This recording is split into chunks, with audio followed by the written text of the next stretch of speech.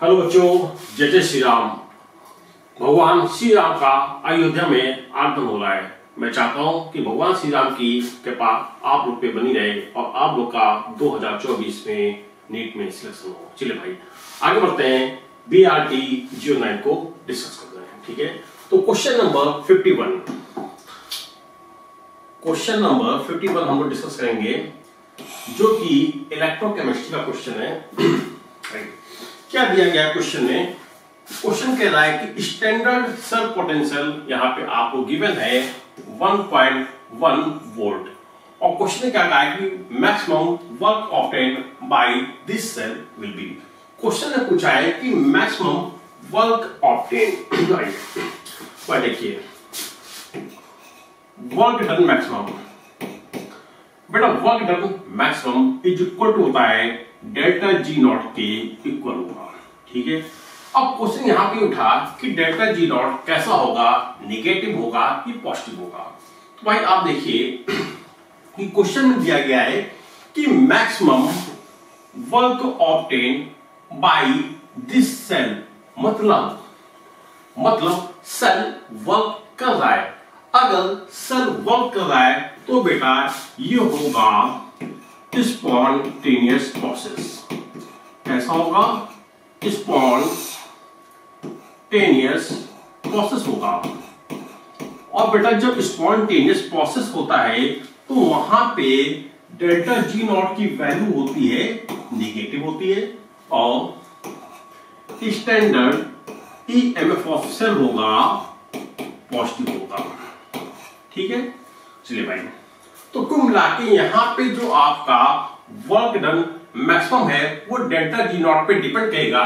Delta G naught की value जितनी ज्यादा निगेटिव होगी वर्क डन मैक्सिमम उतना ज्यादा होगा।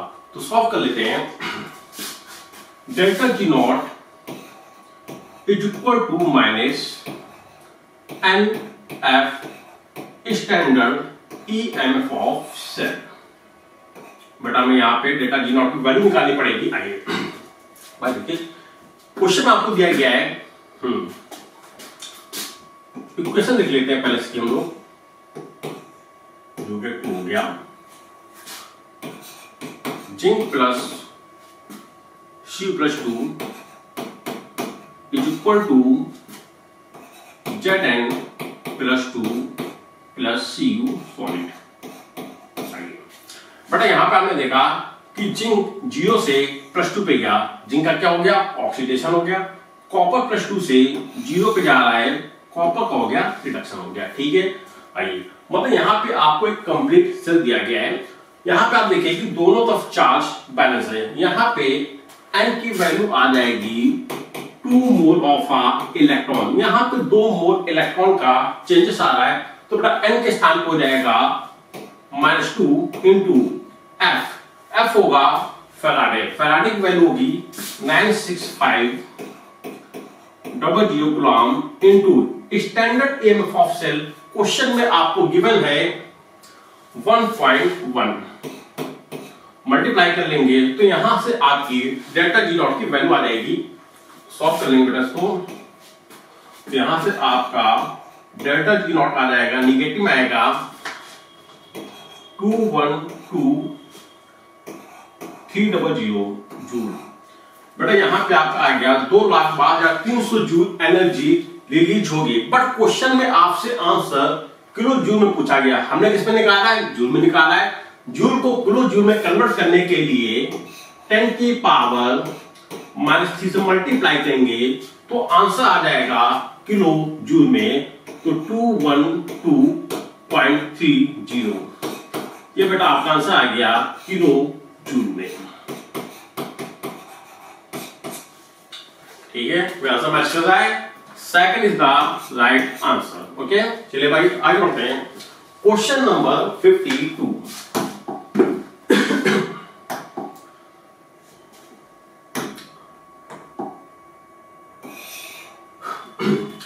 Among the following metal, carbonyl, the carbon oxygen bond order is the lowest in। भाई क्वेश्चन में पूछा गया कि बताइए वो कौन सा ऑप्शन सही होगा जहां पे carbon to oxygen bond order सबसे कम होगा। तो भाई देखिए बॉन्ड ऑर्डर निकालने के फॉर्मूला आप लोगों ने पढ़ा होगा केमिकल बॉन्डिंग में। क्या पढ़ा था? Bond order equal to 1/2 into NB minus का NA। बेटा ये आप लोगों ने बॉन्ड ऑर्डर निकालने का ऑर्डर पढ़ा था, ठीक है। NB का मतलब होता है बॉन्ड मॉलिक्यूलर ऑर्बिटल और Na का मतलब होगा एंटी बॉन्ड मॉलिक्यूलर ऑर्बिटल। चलिए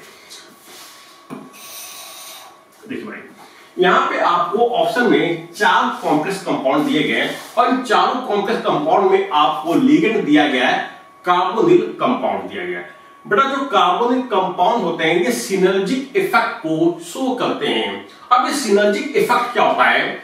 सिनर्जिक इफेक्ट में जो लिगेंड होते हैं ये सबसे पहले सेंट्रल एटम को अपने लोन पेयर कोऑर्डिनेट करते हैं, ठीक है। फिर उसके बाद सेंट्रल मेटल के डी इलेक्ट्रॉनों को अपने pi star anti bond molecular orbital में इलेक्ट्रॉनों को ले आते हैं। तो जाहिर सी बात है ये प्रोसेस इन चारों ऑप्शन में होगा। पहले क्या करेगा?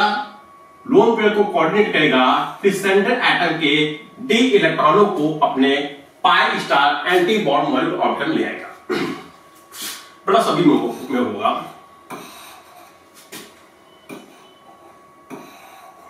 अब क्वेश्चन उठा कि सबसे छोटा बॉन्ड ऑर्डर किसका होगा।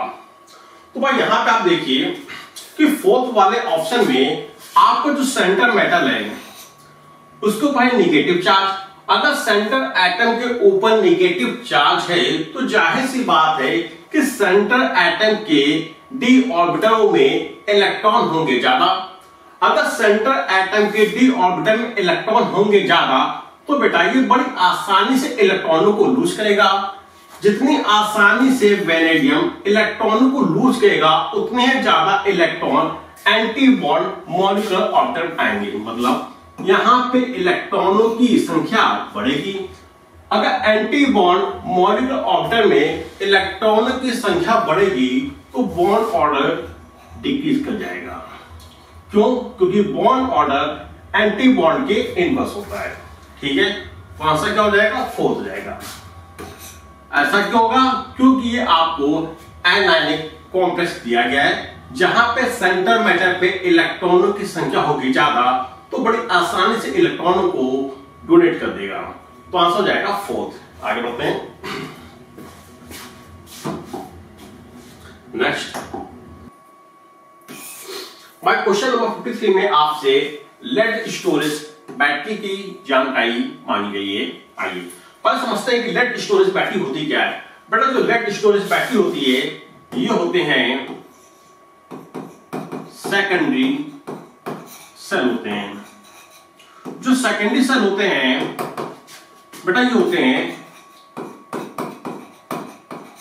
रिचार्जेबल होते हैं। रिचार्जेबल का मतलब होता है कि उनको आप वापस से रिचार्ज करके इनका यूज कर सकते हैं, ठीक है। आइए आपके घर में इन्वर्टर लगा होगा, जो इन्वर्टर होता है उसमें लेड स्टोरेज बैटरी का यूज होता है। चलते हैं, आइए हम बना लेते हैं सबसे पहले इसका कंस्ट्रक्शन पार्ट।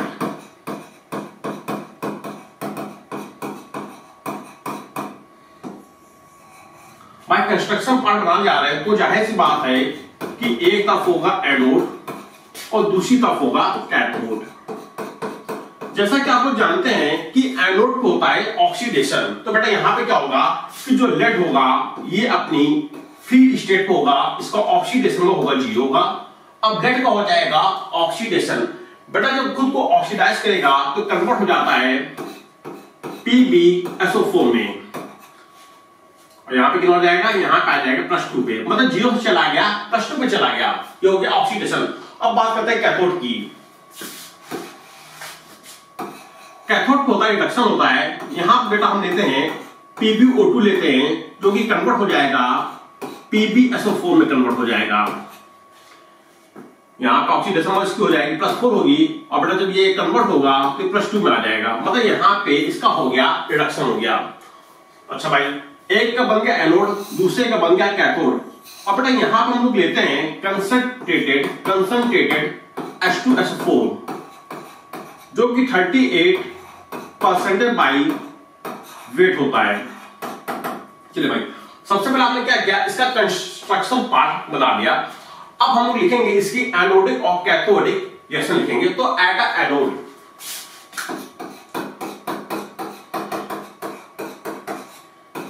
एनोड पे क्या होगा, ऑक्सीडेशन होगा। किसका होगा, लेड का होगा।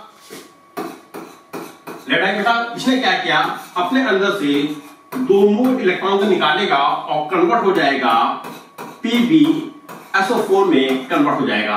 अब क्वेश्चन यहां पे उठा कि ये आखिर SO4 आता कहां से, तो बेटा ये SO4 आएगा H2SO4 से आएगा। कैसे, यहां पे इसने क्या किया, SO4 -2 के साथ कंबाइन होगा और कन्वर्ट हो जाएगा PbSO4 में कन्वर्ट हो जाएगा। तो देखिए यहां पे इसकी ऑक्सीडेशन नंबर थी 0 और यहां पे हो गया +2। मतलब एट एनोड पे लेड का हो जाता है ऑक्सीडेशन। ये होती है इसकी केमिकल रिएक्शन होती है। अब बात कर लेते हैं एट कैथोड की। बेटा कैथोड पे क्या होगा, कैथोड को होता है रिडक्शन होता है, PbO2 होगा। अब PbO2 होगा, इसका होगा रिडक्शन। ये क्या करेगा, इसने 2 मोल इलेक्ट्रॉन को एक्सेप्ट किया और कन्वर्ट हो जाएगा PbSO4 में कन्वर्ट हो जाएगा, प्लस 2 मोल वाटर को रिलीज करेगा। 2 मोल वाटर को इसने रिलीज किया। अब तो यहां पे SO4 कहां से आएगा, क्योंकि SO4 -2 आपको मिलेगा सल्फ्यूरिक एसिड से मिलेगा। ये होती है एट कैथोड रिएक्शन होती है। अब देखिए क्या आपकी रिएक्शन बैलेंस क्या, यहां पे -2 और -2 माइनस का 4 इलेक्ट्रॉन है और वहां पे 0 है। तो बेटा यहां पे क्या करेंगे, हम लेंगे 4H+ ले लेंगे।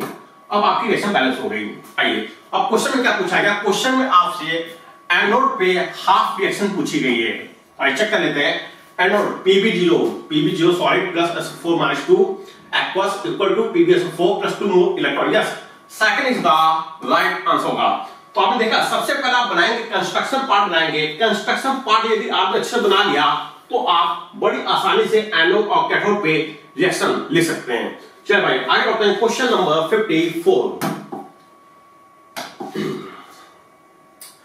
which of the following intermediate have the complete octet? भाई क्वेश्चन में पूछा कि बताइए इनमें से कौन सा इंटरमीडिएट है जिसका ऑक्टेट कंप्लीट होता है। फर्स्ट ऑप्शन आपको दिया है कार्बोनियम आयन दिया गया है,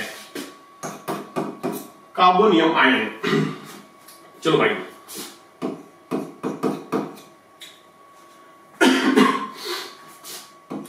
मान लो कि हमने यहां पे लगा दिया कोई -I ग्रुप लगा दिया, ठीक है। अब जाहिर सी बात है कि यहां पे जो X लगा है इसकी इलेक्ट्रोनेगेटिविटी ज्यादा होगी। ये बॉन्ड पे इलेक्ट्रॉन को अपनी तरफ खींच लेगा और बेटा यहां पे हो जाएगा हेक्टोलिटिक हो जाएगा। तो बेटा ये बन जाएगा CH3+ बन जाएगा। ये बन गया आपका कार्बोनियम आयन बन गया। अब हमें देखना है कि इस कार्बोनियम आयन का ऑक्टेट कंप्लीट है। आइए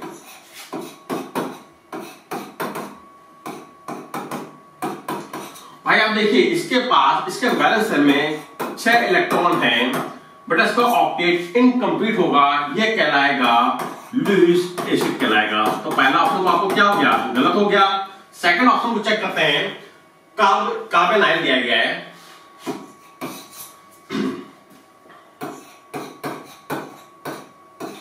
भाई हमने किसी ग्रुप को लगा दिया, ठीक, एक एक्सपर्ट आया वहां पे किसी ग्रुप को लगा दिया। हमने मान लिया कि कार्बन की इलेक्ट्रोनेगेटिविटी इस ग्रुप से ज्यादा होगी। तो जाहिर सी बात है कार्बन क्या करेगा, इस बॉन्ड पे इलेक्ट्रॉन को अपने ऊपर ले लेगा, तो इस कार्बन के ऊपर आ जाएगा नेगेटिव चार्ज आ जाएगा। तो बेटा ये बन जाएगा कार्बोनाइल आयन बन जाएगा। अब आप देखेंगे क्या इसका ऑक्टेट कंप्लीट है।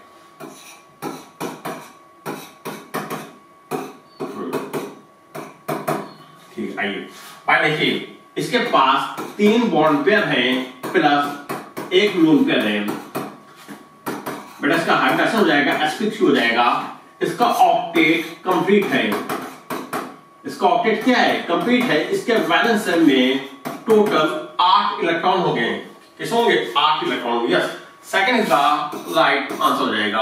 आगे बढ़ते हैं क्वेश्चन नंबर 55।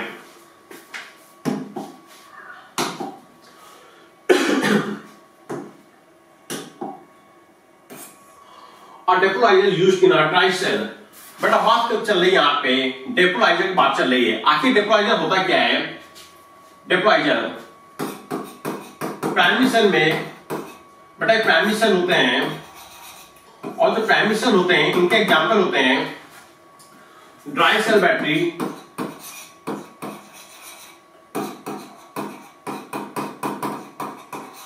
या लैक्लांचर सेल। ठीक है, अब बात करते हैं कि यहाँ पे डेपोलाइजर होता है क्या है। बेटा जो डेपोलाइजर होता है ये होता है मैग्नीज डाइऑक्साइड होता है, MnO2 होता है।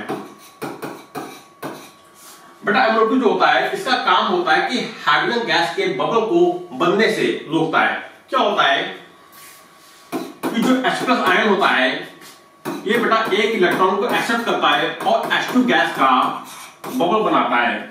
अब यहाँ पे डेपोलाइजर का काम क्या होता है कि H2 गैस के बबल को बनने से रोकता है। तो बेटा हम इसका यूज करते हैं एज अ पावरफुल ऑक्सीडाइजिंग के रूप में हम इसका यूज करते हैं। ठीक है, चलिए भाई, तो आंसर क्या हो जाएगा? सेकंड हो जाएगा। Next question number 56।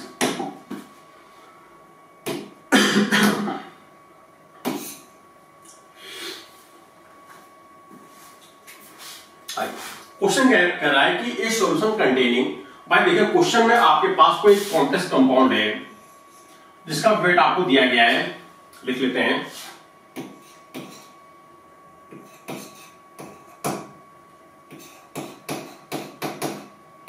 बेटा ये आपके कॉम्प्लेक्स कंपाउंड दिया गया है जिसका वेट आपको दिया गया है और कितना दिया गया? 2.675 ग्राम दिया गया है, ये आपको दिया गया है।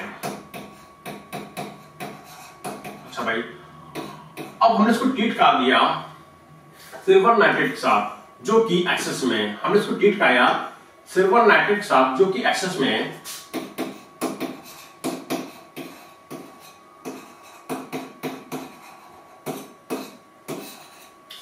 बेटा जब आप इस कॉम्प्लेक्स कंपाउंड को सिल्वर नाइट्रेट के साथ ट्रीट करेंगे तो यहां से आपको AgCl सॉल्यूशन में प्रेसिपिटेट हो रहा है। क्वेश्चन कह रहा है कि सॉल्यूशन में सिल्वर क्लोराइड AgCl प्रेसिपिटेट हो रहा है। कितना प्रेसिपिटेट हो रहा है? 4.78 ग्राम प्रेसिपिटेट हो रहा है। तो बताइए इस कॉम्प्लेक्स कंपाउंड का फॉर्मूला क्या होगा? ये क्वेश्चन आपसे पूछा गया है। तो भाई यहाँ पे आप देखेंगे कि यहाँ पे आपको वेट दिया गया है, तो सबसे पहला वेट को मोल में कन्वर्ट कर लो। ठीक है, कैसे कन्वर्ट करोगे? इनके वेट में मॉलिक्यूलर वेट से डिवाइड करेंगे। तो बताइए हम क्या करेंगे, इसको पहले मोल में कन्वर्ट कर लेते हैं। इसका मॉलिक्यूलर वेट आपको दिया गया है 267.5। तो बेटा यहां से इसका मोल निकल आएगा 0.01 मोल आ गया। और बेटा इसका आपको वेट दिया गया है, इसके मोल मास आप डिवाइड करेंगे जो कि गिवन है 143.5 मोल मास आपको गिवन है। तो बेटा यहां से मोल आ जाएंगे 0.03 मोल प्रेसिपिटेट हो जाएंगे। ठीक है, मतलब कहने का मतलब यहाँ पे ये कि जब 0.01 मोल में हमने एक्सेस ऑफ सिल्वर नाइट्रेट को पास किया तो बेटा सॉल्यूशन में 0.03 मोल AgCl के प्रेसिपिटेट हो गए। ठीक है, अब क्वेश्चन ने आपसे 1 मोल के रिस्पेक्ट में इसका मॉलिक्यूल इसका फॉर्मूला पूछा है।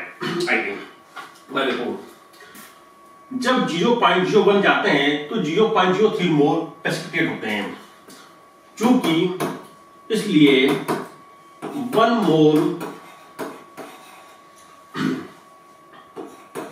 COCl3.6NH3 किट को हम जब सिल्वर नाइट्रेट के साथ ट्रीट करेंगे तो बेटा यहां पे 3 मोल AgCl प्रेसिपिटेट होगा। भाई जाहिर सी बात है जब इतने मोल में हम AgNO3 के साथ ट्रीट करते हैं तो 0.03 मोल प्रेसिपिटेट हो रहा है। यदि हम 1 मोल लेंगे तो 3 ही मोल तो प्रेसिपिटेट होंगे। ठीक है ना? अच्छा भाई, तो जाहिर सी बात है कि यहाँ पे जो आंसर आपको हो जाएगा सेकंड हो जाएगा। जैसा कि आप लोग जानते हैं कि कॉम्प्लेक्स कंपाउंड में जो काउंटर आयन होते हैं बेटा यही आयनाइज होते हैं। यहाँ पे देखेंगे आपकी बड़े ब्रैकेट के बाद 3 मोल Cl आयन आपको दिए गए हैं। तो जाहिर सी बात जब आप AgNO3 के साथ ट्रीट करोगे तो यहां से 3 मोल AgCl सॉल्यूशन में प्रेसिपिटेट हो जाएंगे। तो आंसर क्या हो जाएगा? सेकंड। आइए आगे बढ़ते हैं, क्वेश्चन नंबर 57।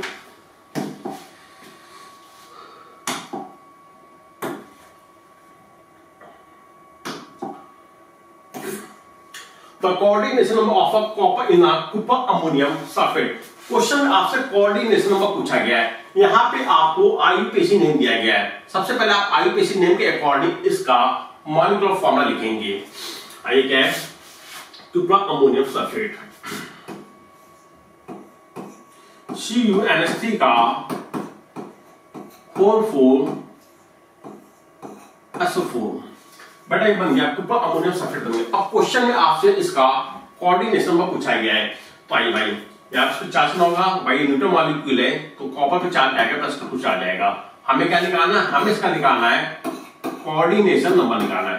तो बेटा कोऑर्डिनेशन नंबर इक्वल हो जाएगा sum of density into its number. Ammonia amine bidentate ligand होता है, इसकी डेंसिटी होती है 1 होती है। और बेटा यहाँ पे नंबर ऑफ लिगेंड आपको 4 दिए गए हैं, तो बेटा यहाँ पे कोऑर्डिनेशन नंबर निकल आएगा 4। कितना निकल आएगा? 4। So answer is third. Next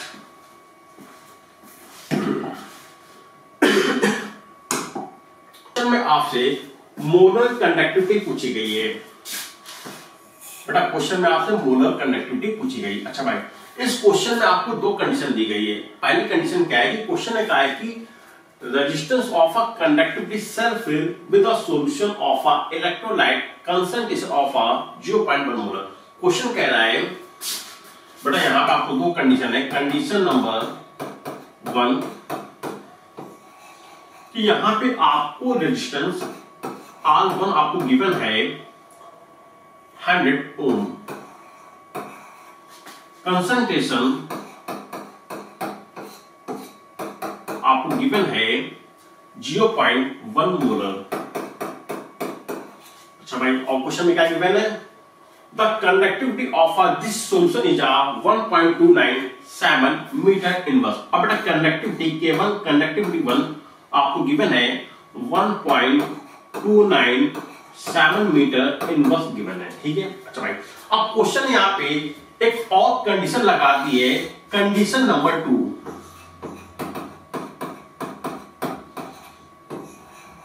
क्या लगाइए भाई? इन्होंने कहा है कि यदि कंसंट्रेशन हम कर दें 0.2 मोलर तो बेटा यहाँ पे जो रेजिस्टेंस है वो हो जाएगा 520 ओम। तो बेटा यहाँ पे आपको R2 गिवन है 520 ओम और कंसंट्रेशन गिवन है आपको 0.2 मोलर। और क्वेश्चन में अब आपसे मोलर कंडक्टिविटी पूछी है, ये आपका क्वेश्चन है। चलिए भाई सुनो भाई, यदि आपको मोलर कंडक्टिविटी निकालनी है तो बेटा यहां पर फॉर्मूला अप्लाई करेंगे। Molar conductivity is equal to conductivity into 1/1000 into concentration. बेटा आप इस फॉर्मूले को अप्लाई करेंगे तो आपकी मोलर कंडक्टिविटी आ जाएगी। ठीक है। बट इस क्वेश्चन में प्रॉब्लम क्या है कि यहां पे आपको कंडक्टिविटी के गिवन नहीं है।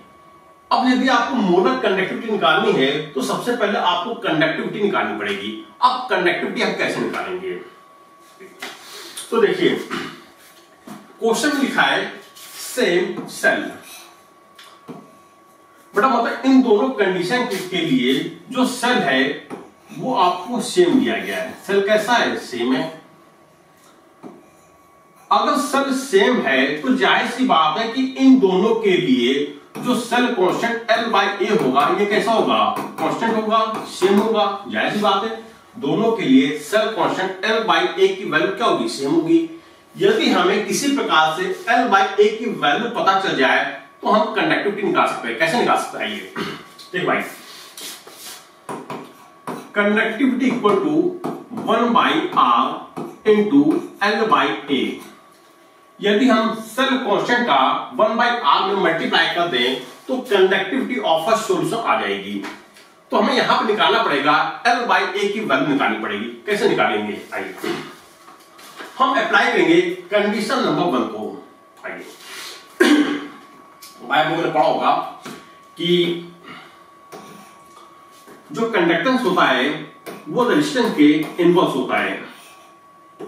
आप लोगों ने पढ़ा होगा। और बेटा जो रेजिस्टेंस होता है L बाई ए के, L के डायरेक्टली होता है और A के इनवर्स ही होता है, ये होता है। ठीक है, अच्छा भाई सुनिए, conductance is equal to conductivity into 1 by R, ये होता है। ठीक है, जब यहां पे R के स्थान पे L बाई ए को नहीं ले सकते हैं, ले सकते हैं। यदि आप यहां पे R के स्थान पे L बाई ए को लोगे तो A ऊपर चला जाएगा। तो बेटा यहां से आ जाएगा conductance equal to conductivity into A by L आ गया। हमें क्या निकालना है, हमें निकालनी कंडक्टिविटी निकालनी है। कंडक्टिविटी का A में मल्टीप्लाई होगा तो कंडक्टिविटी इक्वल टू हो जाएगा बेटा C इंटू L बाई ए। बोलो भाई, यहां तो बात समझ में आई। यदि हम कंडक्टेंस का L बाई ए में मल्टीप्लाई कर देंगे तो हमारी कंडक्टिविटी आ जाएगी। अब क्वेश्चन यहां पे उठा कि सर ना तो हमें कंडक्टेंस गिवन है और ना ही हमें L बाई ए गिवन है, तो हम कंडक्टिविटी कैसे निकालेंगे। आइए जगह कम पड़ रही है, शुरू भाई। अभी मैंने आपको बताया कि जो कंडक्टेंस होता है वो रेजिस्टेंस के इनवर्स होता है। क्या हम यहां पे C के स्थान पे, कंडक्टेंस के स्थान पे 1 बाई R को नहीं ले सकते हैं, ले सकते हैं। और क्वेश्चन में कंडक्टिविटी आपको गिवन है फर्स्ट कंडीशन में ये 1.29 गिवन है। तो आइए बेटा, तो यहां से हो जाएगा L by A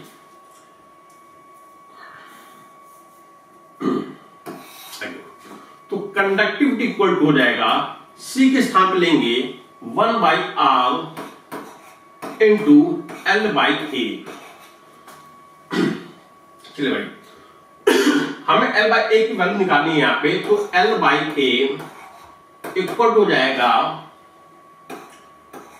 conductivity into R। ठीक है, कोई दिक्कत यहां पे। आइए तो बेटा यहां से आपका L by A cell constant की वैल्यू निकल जाएगी। So L by A equal to conductivity कितनी है 1.29 हो गया और बेटा रेजिस्टेंस आपको गिवन है 100, तो बेटा यहां निकल आएगा 129। ये अब आपका आ गया सेल्फ कांस्टेंट L बाई ए। क्या आ गया, सेल्फ कांस्टेंट L बाई ए आ गया। ठीक, आइए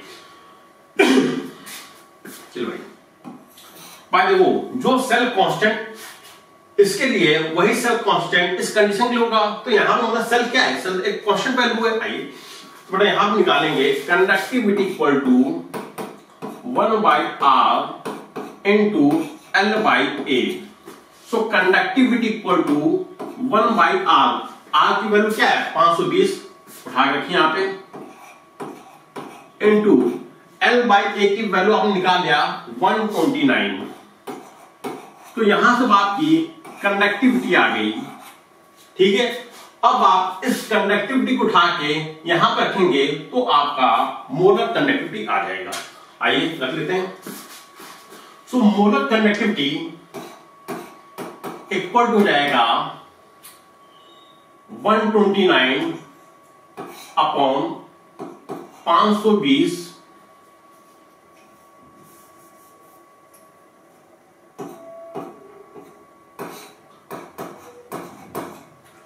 इंटू 1000 और बेटा कंसंट्रेशन कितने गिवन है 0.2 गिवन है। सॉल्व कर लेंगे तो 129 इंटू 10 की पावर -3 डिवाइडेड बाई 104। बेटा इसको सॉल्व करेंगे तो आपका आंसर निकल आएगा ये क्या आएगा 12.4 इंटू 10 की पावर -4। ठीक है, कितना 12.4 इंटू 10 की पावर -4। आंसर मैच करना है, third is the right answer. ठीक है, चलिए भाई आगे बढ़ते हैं क्वेश्चन नंबर 59।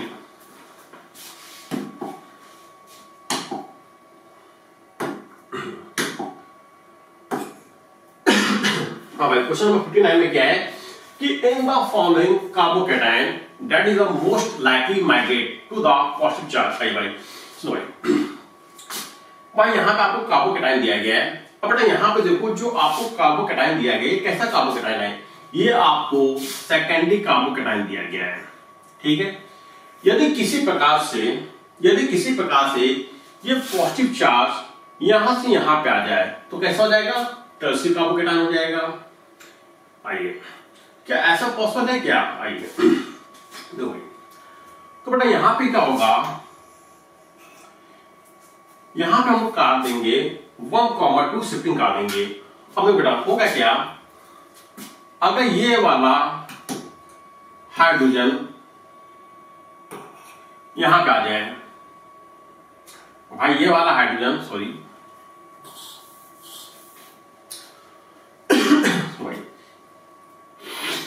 होगा क्या, यहां पे होगा कि ये वाला हाइड्रोजन अपने दोनों इलेक्ट्रॉनों को लेके इस वाले कार्बन पे आ जाएगा, तो जाहिर सी बात है पॉजिटिव चार्ज यहां का आ जाएगा। पहले ये था सेकेंडरी कार्बोकैटायन था, अब हो जाएगा टर्शियरी कार्बोकैटायन हो जाएगा। ये कंडीशन और भी है कि हो सकता है कि ये वाला हाइड्रोजन अपने दोनों इलेक्ट्रॉन को लेके इस कार्बन पे आ जाए, तो पॉजिटिव चार्ज यहां से यहां पे आ जाएगा। बोलो पॉसिबल है ना? अगर यहां पे से पॉजिटिव चार्ज यहां पे चला गया तो टर्शियरी कार्बोकैटायन मिलेगा, और यदि पॉजिटिव चार्ज इस वाले कार्बन से सेकंड वाले कार्बन पे आ जाएगा तो भी आपको सेकेंडरी कार्बोकैटायन ही मिलेगा। तो ज्यादा स्टेबल कार्बोकैटायन कौन सा होता है? Tertiary carbocation is a more stable then a secondary carbocation. But एक बात समझो बेटा, जब यहां पे क्या होगा, जब सेकंड वाले कार्बन का हाइड्रोजन अपने दोनों इलेक्ट्रॉनों को लेके यहां पे जाएगा, तो जाहिर सी बात है पॉजिटिव चार्ज इस कार्बन पे आ जाएगा। मतलब यहां पे होगा 1,2 हाइड्राइड शिफ्टिंग होगी। बेटा यहां पे क्या होगा, यहां पे होगा 1,2 हाइड्राइड शिफ्टिंग हो जाएगी, और 1,2 हाइड्राइड शिफ्टिंग होने के बाद ये सेकेंडरी कार्बोकैटायन का फॉर्मेशन हो जाएगा। बल्कि वहां पे टर्शियरी कार्बोकैटायन बन रहा है, बट यहाँ पे सेकेंडरी कार्बोकैटायन बनेगा। और हम जानते हैं कि tertiary carbocation is the more stable then secondary carbocation. But यहां पे आपने देखा जब सेकेंडरी कार्बोकैटायन का फॉर्मेशन हुआ, तो बेटा सेकेंडरी कार्बोकैटायन के जस्ट बगल में एक ऐसा ग्रुप रखा है जिसके पास लोन पेयर है। और यदि किसी कार्बोकैटायन के जस्ट बगल वाला एटम या ग्रुप जिसके पास लोन पेयर हो, तो उस कार्बोकैटायन की स्टेबिलिटी टर्शियरी कार्बोकैटायन से भी ज्यादा स्टेबल हो जाती है। तो जाहिर सी बात है कि यहां जो शिफ्टिंग होगी 1,2 शिफ्टिंग होगी, ना कि 3,4। यहां पर 3,2 शिफ्टिंग होगी, ना कि 3,4। तो आंसर क्या हो जाएगा? 4। ठीक है, चलिए भाई आगे बढ़ते हैं क्वेश्चन नंबर 60 पे।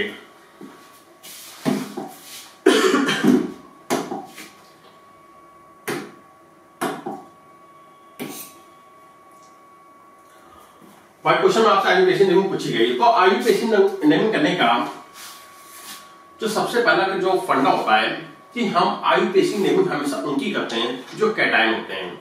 तो बेटा यहां पे आपने देखा कि भाई ये तो हो गया न्यूट्रल मॉलिक्यूल हो गया, ये तो न्यूट्रल मॉलिक्यूल हो गया। अच्छा भाई, according to Walter coordination theory, यदि सेंटीमीटर का कोऑर्डिनेशन नंबर है 4, तो उस पर चार्ज होगा +2। तो बेटा यहाँ पे इसकी ऑक्सीडेशन नंबर कितनी आ गई? +2 आ गई।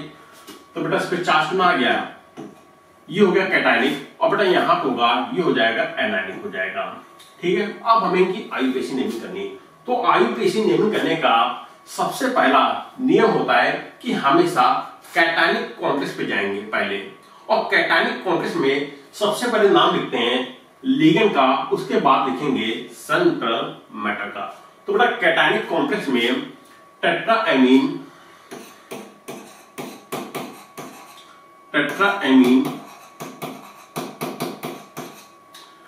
फिर मेटल क्या है? निकिल है, टेट्राएमीन निकिल। अब यहां निकिल की ऑक्सीडेशन में क्या है? 2 है, तो रोमन में लिखेंगे 2 लिखेंगे। अब हमारा कैटायनिक कॉम्प्लेक्स का आयोडेशन नेम पूरा हो गया। अब हम लोग चलेंगे एनायनिक कॉम्प्लेक्स पे। एनायनिक कॉम्प्लेक्स में सबसे पहले नाम लिखेंगे लिगेंड का। लिगेंड क्या है? क्लोरीन है, तो बेटा ये हो जाएगा टेट्राक्लोरो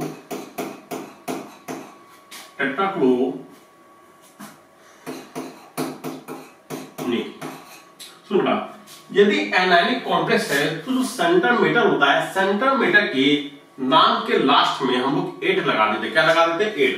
तो बेटा हो जाएगा निकलेट, और इसकी ऑक्सीडेशन होगी 2 हो जाएगी। तो टेट्राएमीन निकल सेकंड, टेट्राक्लोरो निकलेट सेकंड। कोई आंसर मैच कर रहा है? Third is the right answer हो जाएगा। Next question number 61।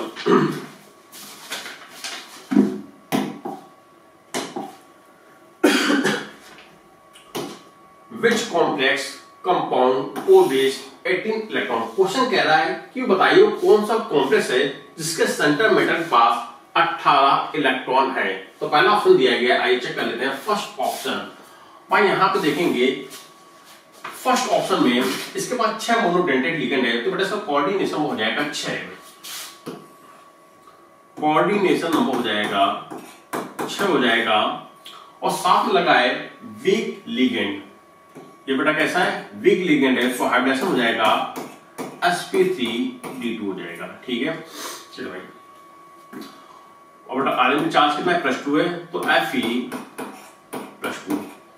आयरन का एटॉमिक नंबर होता है 26 होता है। बेटा जब आप इसका इलेक्ट्रॉनिक कॉन्फ़िगरेशन लिखेंगे तो एक कदम ऊपर की इनर्ट गैस हो जाएगी आर्गन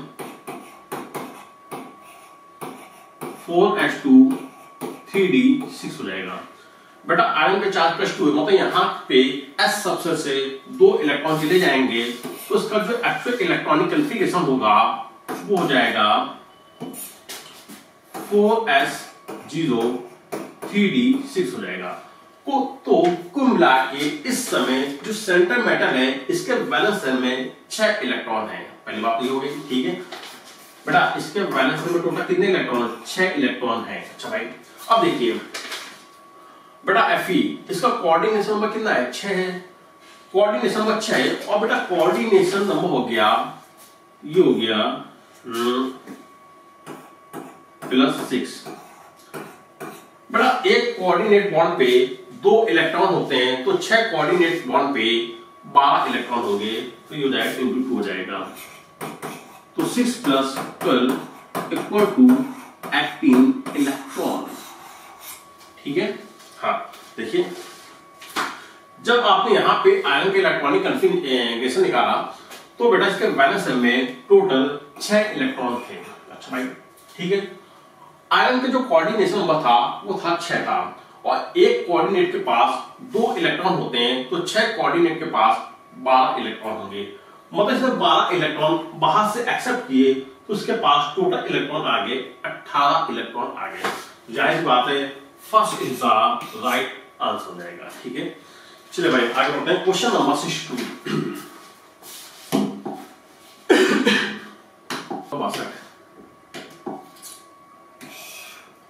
क्वेश्चन नंबर 62 में आपसे standard potential of the cell पूछा गया है। बताइए आपको निकालना है। ठीक है, आइए तो आइए करेंगे यहाँ पे standard EMF of cell equal to standard EMF of a reduction at a cathode minus standard EMF of reduction at a anode. ठीक है, अब देखिए क्वेश्चन में आपको क्या क्या गिवन है। क्वेश्चन में गिवन है कि Zn+2 से 0 पे जाएगा, तो बेटा यहाँ पे क्या हो गया? रिडक्शन हो गया। सिल्वर +1 से 0 पे जा रहा है, यहाँ भी क्या हुआ? रिडक्शन हुआ। अब यहाँ पे दिक्कत ये आ रही, कौन क्या कैथोड पे जाएगा और क्या एनोड पे जाएगा। तो भाई क्वेश्चन में आपको स्टैंडर्ड एसआरपी गिवन है, जिसके लिए स्टैंडर्ड एसआरपी ज्यादा होगा वो जाएगा कैथोड पे, और जिसके लिए स्टैंडर्ड एसआरपी कम होगा वो जाएगा एनोड पे जाएगा।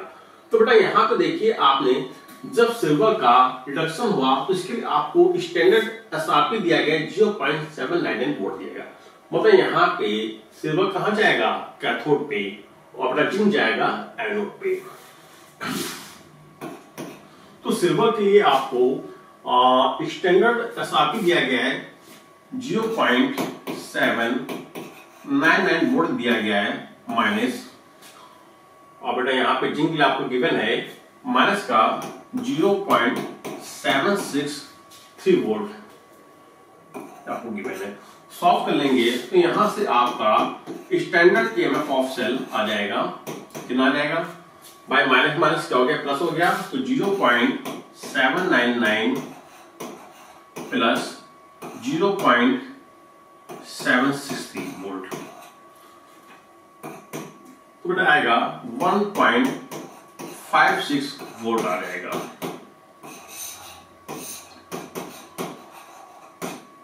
समझ करना first.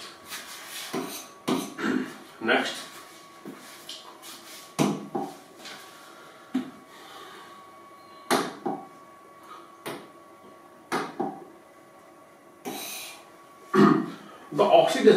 the oxidation of a chromium in a sodium tetrafluoroxychromate complex। चलिए भाई, क्वेश्चन में आपसे ऑक्सीडेशन का पूछा गया और क्वेश्चन में आपसे कॉम्प्लेक्स कंपाउंड का आईयूपीएसी नेम दिया गया है। तो आईयूपीएसी नेम की हेल्प से आप सबसे पहले इसका लिखेंगे, फॉर्मूला लिखेंगे। तो क्या है यहाँ पे सोडियम है,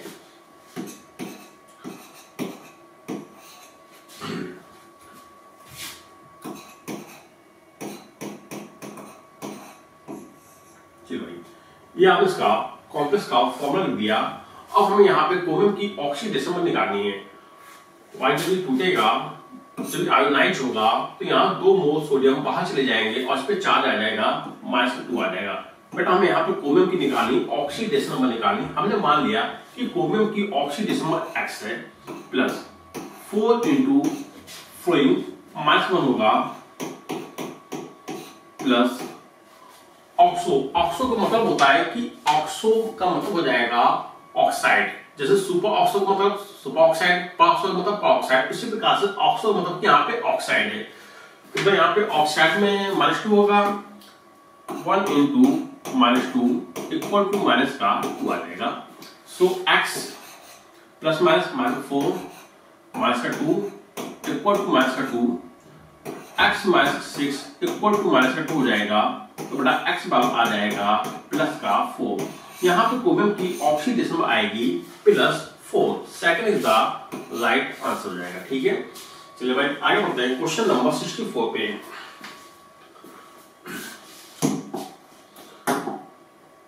The metal that form a self-protecting film of oxide to prevent corrosion। बेटा आंसर हो जाएगा एल्यूमिनियम। एल्यूमिनियम क्या करता है, जब हम एल्यूमिनियम को खुले वातावरण में छोड़ देते हैं तो बेटा ये क्या करता है कि जो एल्यूमिनियम होता है ये वातावरण में से ऑक्सीजन को खींच लेता है।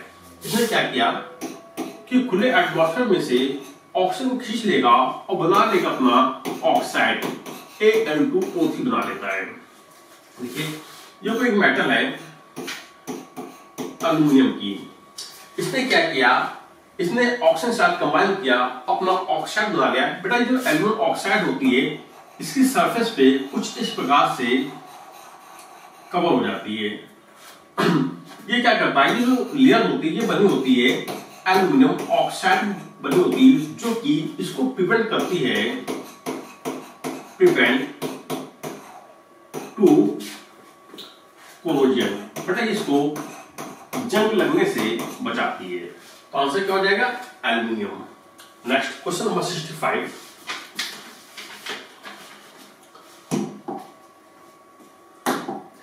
Which of the following is an organometallic compound? Question में आपसे पूछा गया कि बताइए इनमें से कौन सा कंपाउंड ऑर्गेनोमेटेलिक कंपाउंड होगा। तो जैसा कि आप लोग जानते हैं कि जो ऑर्गेनोमेटेलिक कंपाउंड होता है, यहाँ पे क्या होता है कि जो सेंटर मेटल होती है वो कार्बन से डायरेक्ट अटैच होती है।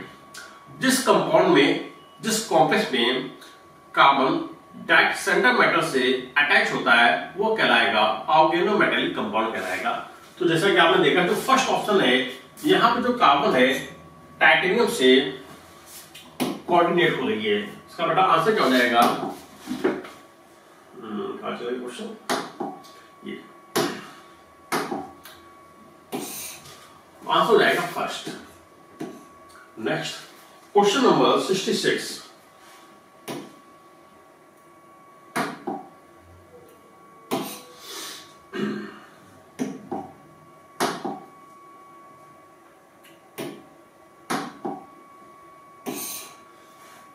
The standard EMF of cell involving 1 electron. Question ने कहा है कि यहाँ पे 1 इलेक्ट्रॉन का इन्वॉल्वमेंट हो रहा है। बेटा यहाँ पे एक इलेक्ट्रॉन का ट्रांसफर हो रहा है तो n की वैल्यू हो जाएगी 1 हो जाएगी। फिर क्वेश्चन में क्या कहा, is found to be 0.591 volt at 25 degree Celsius the equilibrium constant. Question में इक्विलिब्रियम कांस्टेंट आ गया है। जैसा कि आप लोग जानते हैं कि एट इक्विलिब्रियम, बेटा एट इक्विलिब्रियम पे सेल स्टॉप वर्किंग। जब कभी भी इक्विलिब्रियम आता है तो सेल वर्किंग करना स्टॉप कर देता है। अगर बेटा सेल स्टॉप हो जाएगा तो ईएमएफ ऑफ सेल 0 हो जाएगा। और क्वेश्चन में आपको standard EMF of cell given है 0.591 वोल्ट, ये आपको गिवन है। अच्छा भाई, जब कभी एटा इक्विलिब्रियम पे रिएक्शन पहुंच जाती है तो बेटा वहां पे लॉग Q के स्थान पे हम लेते हैं लॉग Kc। ठीक है, आइए हमने पहले क्या किया, पूरे क्वेश्चन को समराइज कर लिया है। अब आगे बढ़ते हैं। अब क्वेश्चन आपसे क्या पूछा है, क्वेश्चन आपसे the equilibrium constant of the reaction. Question में बेटा आपसे Kc की वैल्यू पूछी गई है, तो यहां पर हम लोग लगाएंगे नॉर्मलिस्ट इक्वेशन। चलिए मैं लगाएंगे तो EMF of cell equal to E naught MF of cell minus 0.0591 upon n log Kc। आई भाई, बेटा EMF of cell क्या हो जाएगा, ये तो 0 हो जाएगा। So 0 equal to standard EMF of cell। Standard EMF of cell के स्थान पे हम वैल्यू पुट कर दे रहे हैं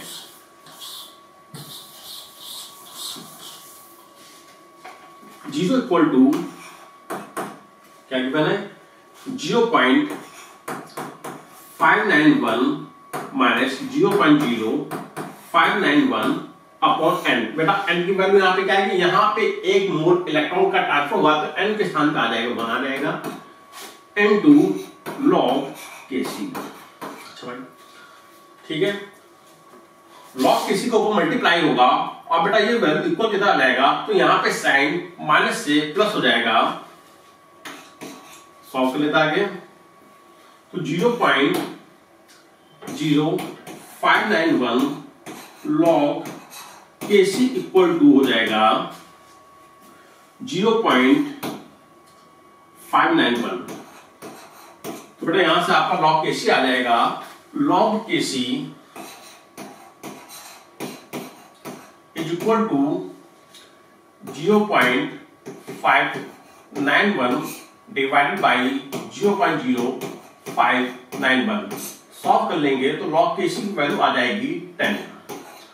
अब बेटा यहां पे आपका जो log Kc आ गया, log Kc इक्वल टू 10। अब यदि आपको यहां से log हटाना है तो यहां पे आपको लेना पड़ेगा एंटी लॉग। जब बेटा आप एंटी लॉग लेंगे तो Kc इक्वल टू हो जाएगा 10 की पावर 10। यही आपका आंसर होगा। First is the right answer. Okay, आगे बढ़ते हैं। Question number 67।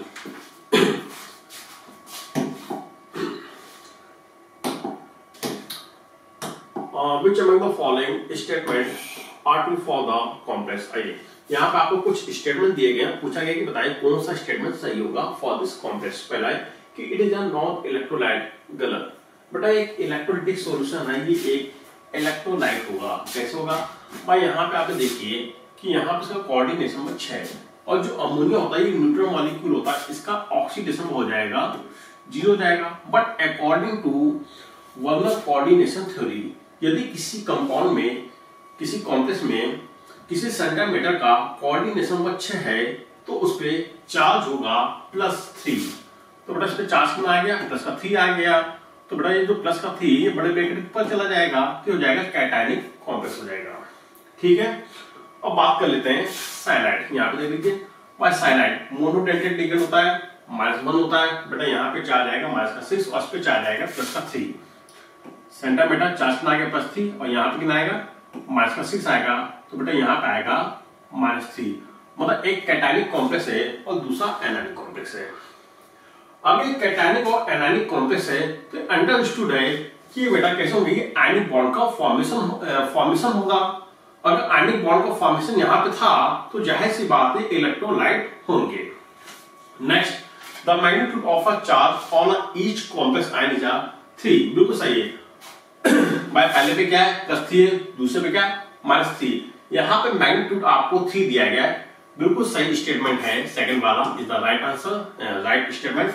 Next, the complex will not conduct current, गलत बेटा।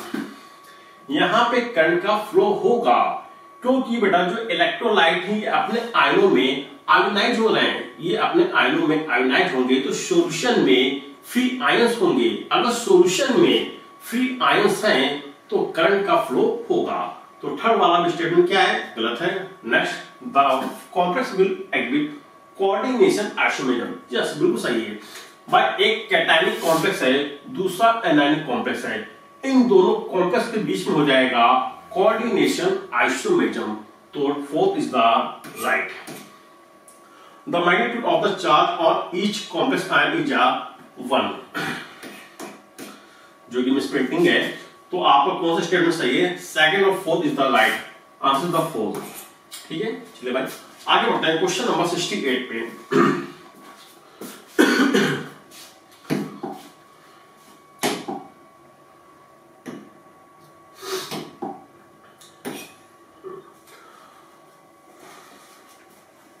भाई क्वेश्चन में आपसे पोटेंशियल ऑफ द सेल पूछा गया है, पोटेंशियल ऑफ द सेल आपसे पूछा गया है और यहाँ पे आपके कंप्लीट रिएक्शन दी गई। तो सबसे पहले यहाँ पे आप रिएक्शन बना लेते हैं। फर्स्ट और 2 हो गया। तो बेटा ये हम लोग इसी लिखेंगे, पहले केमिकल रिएक्शन लिखेंगे। Cr जो सॉलिड फेज पे है प्लस Fe+2 एक्वस फेज में है, कन्वर्ट हो गया Cr+3 पे,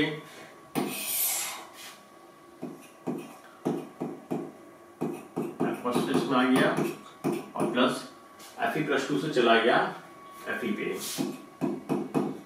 सॉलिड। तो भाई यहाँ पे आपने देखा कि यहाँ पे क्रोमियम की ऑक्सीडेशन में थी 0 से चला गया +3 पे चला गया, बेटा इसका हो गया ऑक्सीडेशन हो गया। फिर Fe+2 से Fe0 पे चला गया, बेटा यहाँ पे इसका हो गया रिडक्शन हो गया,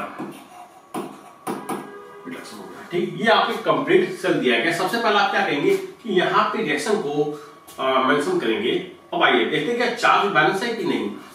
भाई यहाँ पे चार्ज बैलेंस नहीं है, तो चार्ज को बैलेंस करने के लिए यहाँ पर हम करेंगे किस कॉस्ट देंगे। तो बेटा यहाँ पे आप 3 से मल्टीप्लाई कर दीजिए और यहाँ पे आप 2 से मल्टीप्लाई कर दीजिए, 2 से मल्टीप्लाई कर देंगे तो आपकी रिएक्शन बैलेंस हो जाएगी। तो यहाँ पे आप 3 कर दीजिए और यहाँ पे 2 कर दीजिए।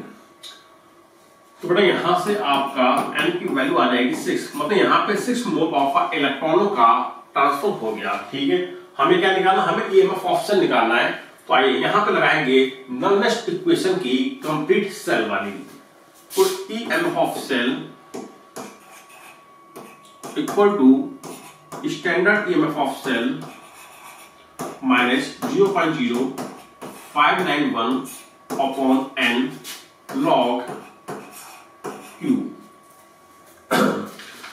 तो भाई सबसे पहले यहाँ पे आप क्या कीजिए कि यहाँ पे आप स्टैंडर्ड ईएमएफ ऑफ सेल निकाल लीजिए। भाई n की वैल्यू तो आपने निकाल ली, n की वैल्यू कितनी आ गई 6 आ गई। अब हम यहाँ पे निकालेंगे स्टैंडर्ड ईएमएफ ऑफ सेल निकालेंगे। So standard EMF of cell equal to reduction at a cathode minus standard reduction at a anode. अब कैथोड पे क्या जाएगा, कैथोड पे जा रहा है जिसका रिडक्शन Fe+2 से Fe0 पे गया। तो बेटा कैथोड पे जाएगा Fe+2 से गया Fe पे गया और एनोड पे क्या जाएगा, Cr+3 से Cr0 पे गया, Cr+3 से Cr पे गया। और इनके लिए आपको स्टैंडर्ड इलेक्ट्रोड पोटेंशियल गिवन होगा, गिवन है ये बेटा आपको दिया गया माइनस का 0.42 वोल्ट दिया गया है, और यहाँ पे आपको गिवन है माइनस का 0.72 वोल्ट गिवन है। तो बेटा यहाँ से माइनस माइनस प्लस हो जाएगा minus 0.42 plus 0.72 plus minus minus हो जाएगा। तो बेटा यहाँ से आपका स्टैंडर्ड ईएमएफ ऑफ सेल आ जाएगा 0.3 वोल्ट। चलिए भाई आपने स्टैंडर्ड ईएमएफ ऑफ सेल को निकाल लिया, ठीक है। अब हमें क्या निकालना, हमें ईएमएफ ऑफ सेल को निकालना है। चलिए so EMF of cell equal to standard EMF of cell आ गया 0.3 वोल्ट, 0.3 वोल्ट माइनस 0.0591। बेटा एन के स्थान पे क्या रखोगे, 6 रखोगे। यहाँ पे 6 मोल ऑफ इलेक्ट्रॉनों का ट्रांसफर हुआ है, तो एन की वैल्यू आ जाएगी 6 आ जाएगी इनटू लॉग क्यू। बेटा रिएक्शन कांस्टेंट लॉग क्यू कैसे निकालते हैं, प्रोडक्ट की कंसंट्रेशन अपॉन द रिएक्टेंट की कंसंट्रेशन। आइए Cr+3 की पावर 2 अपॉन Fe+2 की पावर कितनी आएगी, 3 आएगी।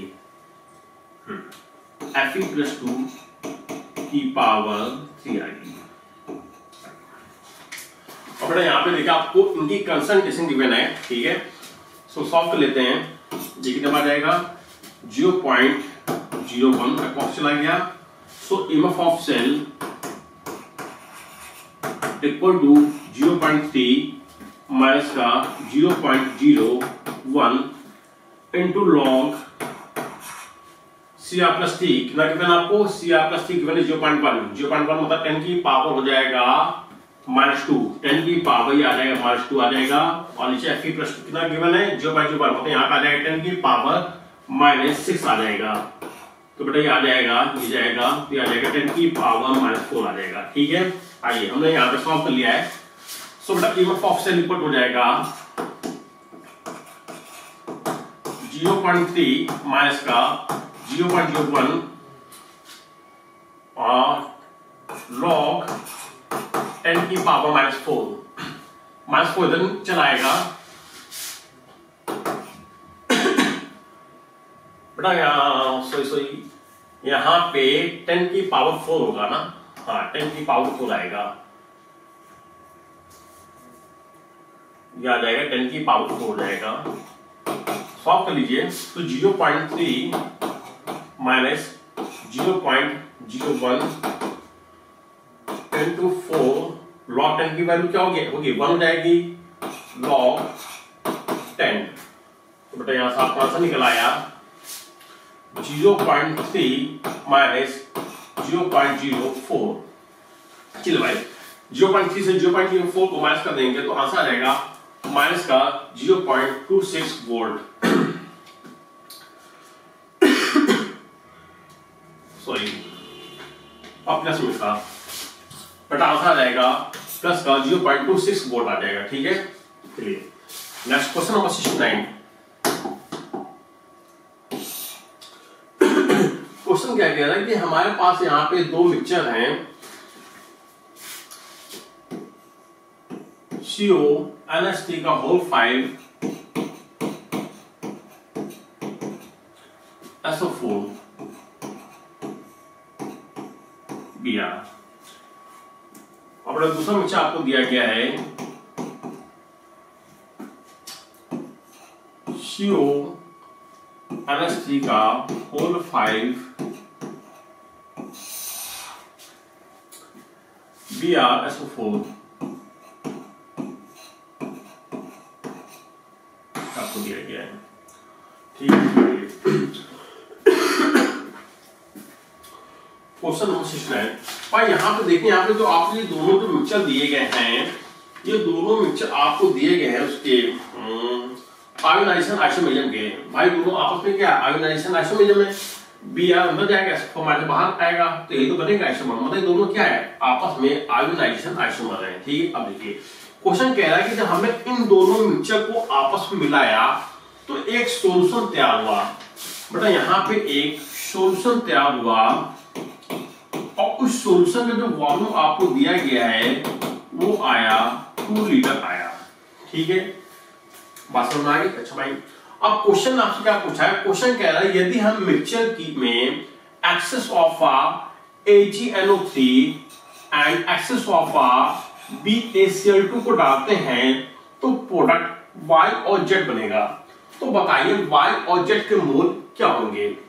पर यहां पे याद रखिएगा कि Y और Z के जो आपसे मोल पूछे गए हैं 1 लीटर ऑफ अ मिक्सचर के रिस्पेक्ट में पूछे गए हैं, और यहां पे आपको जो मोल दिए गए हैं 0.02 मोल आपको दिए गए हैं, वो आपको दिए गए हैं 2 लीटर ऑफ अ सॉल्यूशन के रिस्पेक्ट में आपको दिए गए हैं। ठीक है, जैसा कि आप लोग जानते हैं कि जो मोल होता है वॉल्यूम के डायरेक्टली होता है। यदि जब वॉल्यूम 2 लीटर था तो मोल थे 0.02 मोल थे, अब वॉल्यूम हो गया जस्ट हाफ, तो बेटा मोल भी हो जाएंगे जस्ट हाफ, बोलो है ना। तो क्वेश्चन में आपसे जो मोल पूछे गए वो 1 लीटर के रिस्पेक्ट में पूछे गए, तो मोल भी आप इसमें निकालोगे 1 लीटर के रिस्पेक्ट में निकालेंगे। ठीक है, आइए तो देखो जब हमने इन दोनों मिक्सचर मिलाया तो वॉल्यूम कितना आ गया 2 लीटर आ गया। इसका मतलब इन दोनों को यदि हम सेपरेट करेंगे तो इन दोनों का जो वॉल्यूम आएगा 1 लीटर ही तो आएगा। बोलो बेटा इसका वॉल्यूम कितना होगा, 1 लीटर इसका होगा और 1 लीटर इसका होगा, ये तो होगा।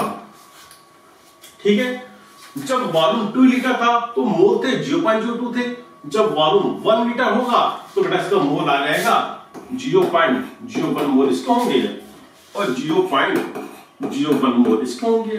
बात क्लियर? आइए अब क्वेश्चन क्या कह रहा है हमने excess of silver nitrate and BaCl2 को डाला, भाई हमने इसको डाला AgNO3 को डाला एक्सेस में और हमने इसको डाला BaCl2 को डाला। ठीक है, देखो जब आप इस कॉम्प्लेक्स को BaCl2 के साथ ट्रीट करेंगे तो यहां पे कोई भी केमिकल रिएक्शन नहीं होगी। यस, ये बेटा AgNO3 के साथ ट्रीट होगा और AgBr सॉल्यूशन में प्रेसिपिटेट हो जाएगा। ये क्या होगा, ये जाके सॉल्यूशन में प्रेसिपिटेट हो जाएगा।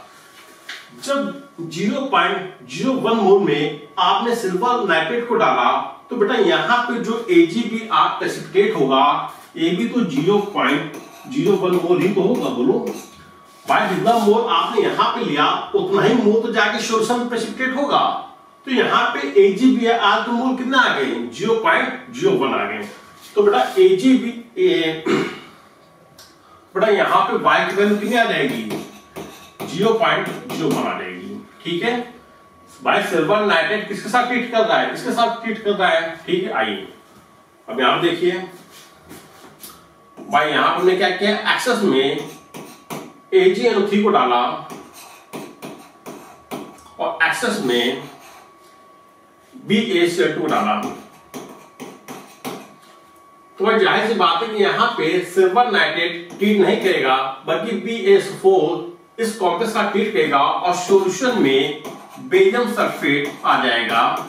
तो बेटा यहां पे आप इसको मोल लिए 0.01 मोल लिए, तो जाहिर सी बात है सॉल्यूशन में भी आपको बेरियम सल्फेट के 0.01 ही मोल मिलेंगे।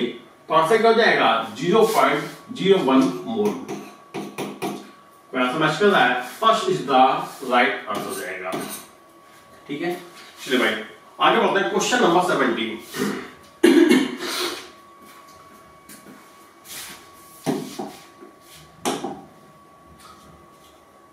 The standard electrode potential is measured by बेटा वोल्टमीटर।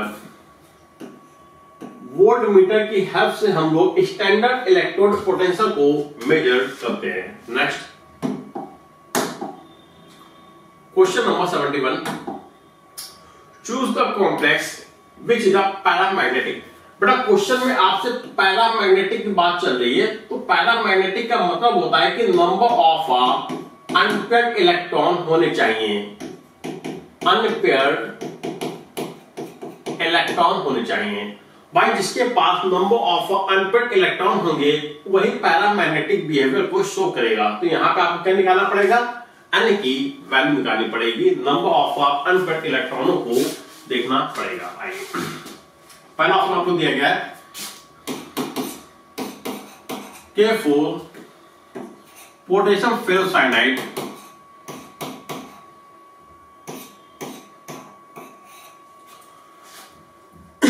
भाई यहाँ पे आयरन की ऑक्सीडेशन आ जाएगी +2 आ जाएगी, और बेटा यहाँ पे आयरन का जो कोऑर्डिनेशन नंबर होगा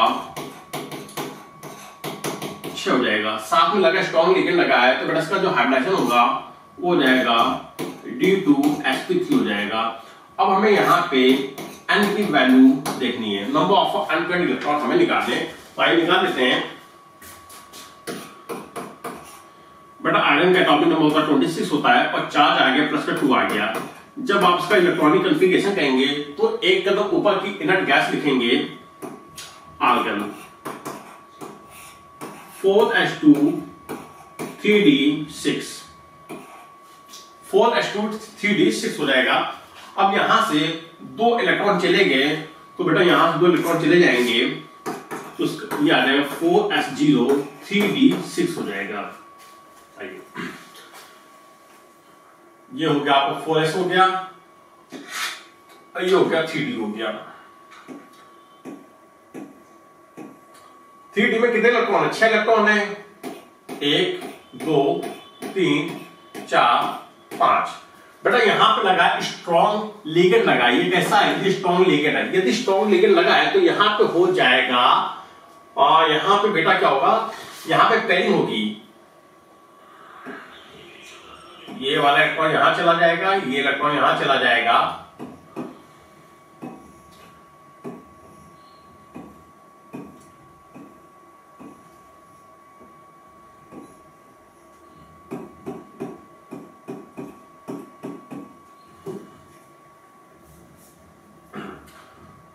तो बेटा देखिए इसके पास कोई भी अनपेयर्ड इलेक्ट्रॉन नहीं है, तो बेटा यहाँ पे n की वैल्यू क्या हो जाएगी, 0 हो जाएगी। मतलब पैरामैग्नेटिक बिहेवियर शो नहीं करेगा, ये होगा डायामैग्नेटिक। ठीक है, पहला क्या हो गया, गलत हो गया। सेकंड वाला चेक कर लेते हैं।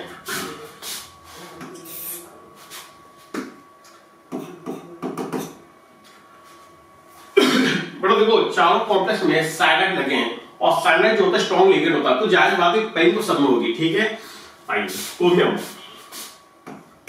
बेटा क्रोमियम के यहाँ पे ऑक्सीडेशन होगा +3 हो जाएगा, और कोऑर्डिनेशन होगा 6 होगा। क्रोमियम में का एटॉमिक नंबर 24 होगा, चार्ज आ गया +3 आ गया। अब आप इसका इलेक्ट्रॉनिक कॉन्फ़िगरेशन लिखेंगे, तो argon 4s2 3d, 4s2 3d 4 होता है। बेटा बट यहां पे क्या होता है, यहां पे एक एक्सेप्शन होता है कि s सबसेल का एक इलेक्ट्रॉन d सबसेल में चला जाता है, तो बेटा इसका जो एक्चुअल इलेक्ट्रॉनिक कॉन्फ़िगरेशन होगा वो हो जाएगा 4s1 3d5 होगा। ठीक है, पर यहां पे सेंटीमीटर पर +3 चार्ज है, +3 चार्ज होने का मतलब इसने अपने वैलेंस शेल के अंदर से 3 इलेक्ट्रॉनों को निकाला होगा, तो एक इलेक्ट्रॉन तो s सबसेल से चला गया और 2 इलेक्ट्रॉन d सबसेल से चले जाएंगे, तो बेटा यहां पे बचेंगे 4s0 और 3d3। ठीक है, आइए देखते हैं क्या इसके पास कोई अनपेयर्ड इलेक्ट्रॉन है क्या।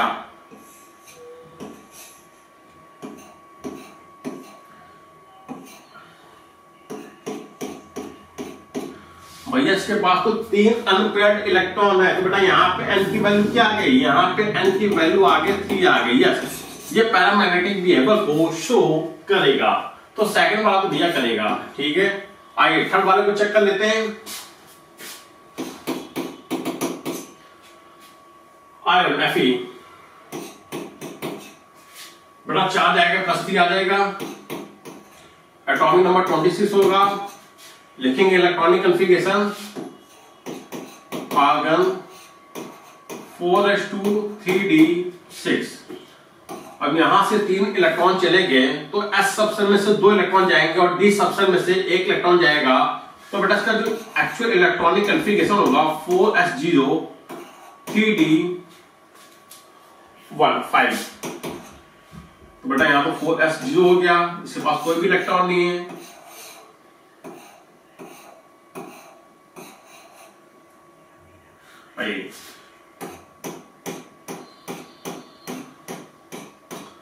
ठीक है बेटा, इसके पास नंबर 5 अनपेड इलेक्ट्रॉन है।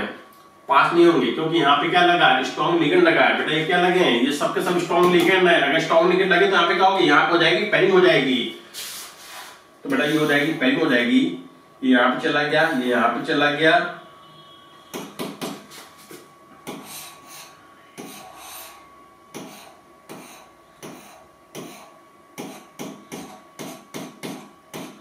बेटा इसके पास एक अनपेड इलेक्ट्रॉन है तो n ऊपर तो आने बना जाएगा। तो भाई देखिए ऑप्शन पे मैच कर रहा है कि सेकंड और थर्ड, क्या फोर्थ दिया क्या नहीं। चलो भाई फोर्थ इसका राइट आंसर हो जाएगा क्योंकि सेकंड थर्ड और फोर्थ तो है नहीं। इसका मतलब फोर्थ के पास अनपेड इलेक्ट्रॉन नहीं होंगे, तो आंसर क्या हो जाएगा, फोर्थ हो जाएगा, सेकंड और थर्ड। ठीक है, आगे बढ़ते हैं क्वेश्चन नंबर 72।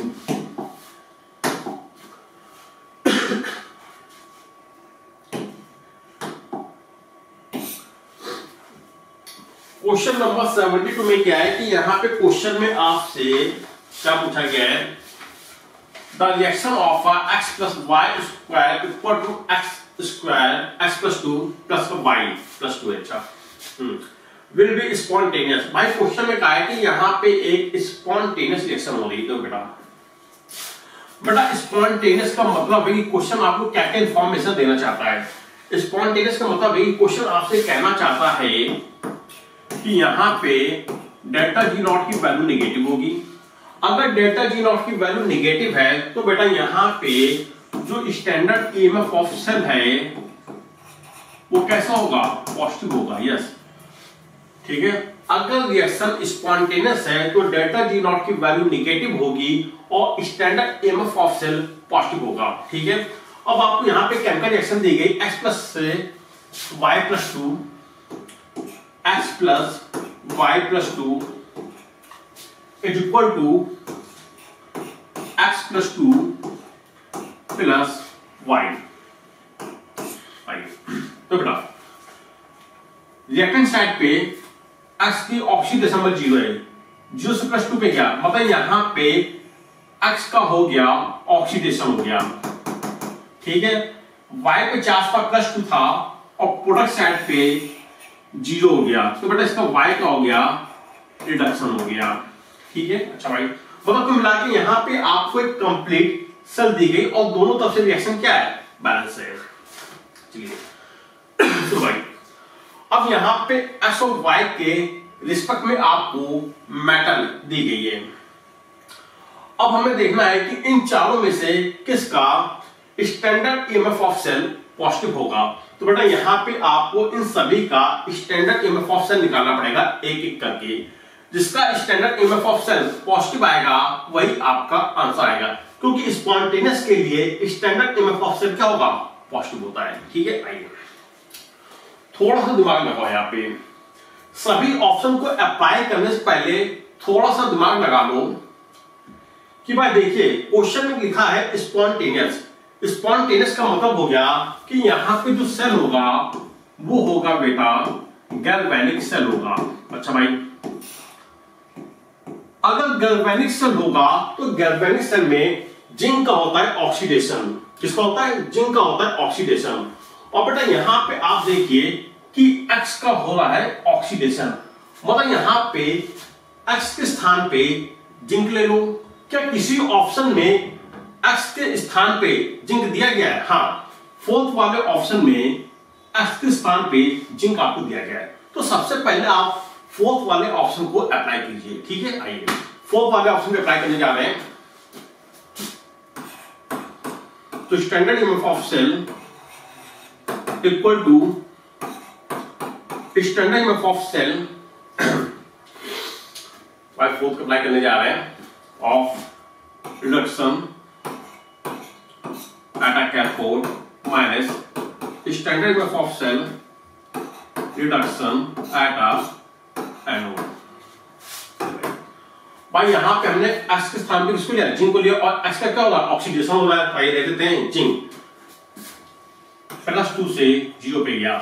बेटा जिंक के लिए आपको यहाँ पे ऑक्सीडेशन पोटेंशियल दिया गया है माइनस का 0.76 दिया गया है। सही भाई एक्स का होगा ऑक्सीडेशन हो रहा है, हाँ ठीक है, और रिडक्शन किसका होगा, y का निकल हो जाएगा, रिडक्शन हो जाएगा। तो बेटा यहाँ पे स्टैंडर्ड इमेज ऑफ सेल निकल Na+2 से भाई निकल क्या हुआ, निकल का रिडक्शन हुआ, और जिंक का क्या हो रहा है, Zn+2 से Zn। ठीक है भाई निकल के लिए आपको स्टैंडर्ड इलेक्ट्रोड पोटेंशियल कितना दिया गया है, माइनस का 0.23 दिया गया है, माइनस का 0.223 दिया गया है माइनस, और Zn के लिए आपको दिया गया है माइनस का 0.76 दिया गया है, तो माइनस का 0.76 दिया गया, माइनस माइनस प्लस हो जाएगा, तो माइनस का 0.23 प्लस का 0.76 प्लस माइनस माइनस हो जाएगा, तो बेटा यहां पे आएगा प्लस का 0.53। यस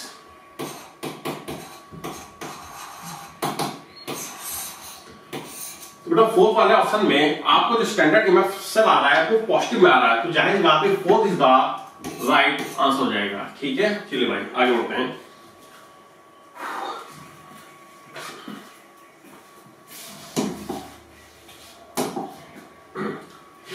साइक्लोपेंटाडाइन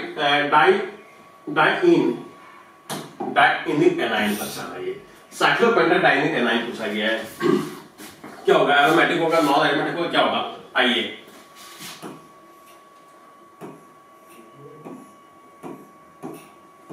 बेटा ये होता है साइक्लोपेंटाडाइनिक होता है, ठीक है ना।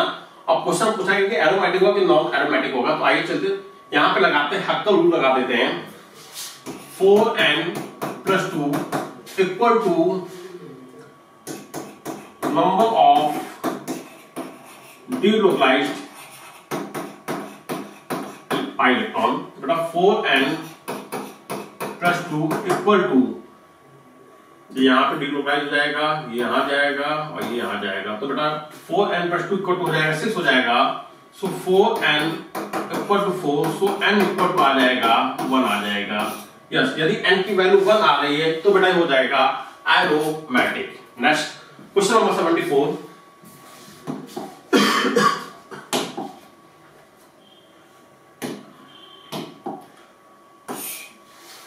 If an iron rod is dipped in a copper sulfate solution, question लगा है यदि हम आयरन की रॉड को कॉपर सल्फेट की सॉल्यूशन में डिप करते हैं तो क्या होगा।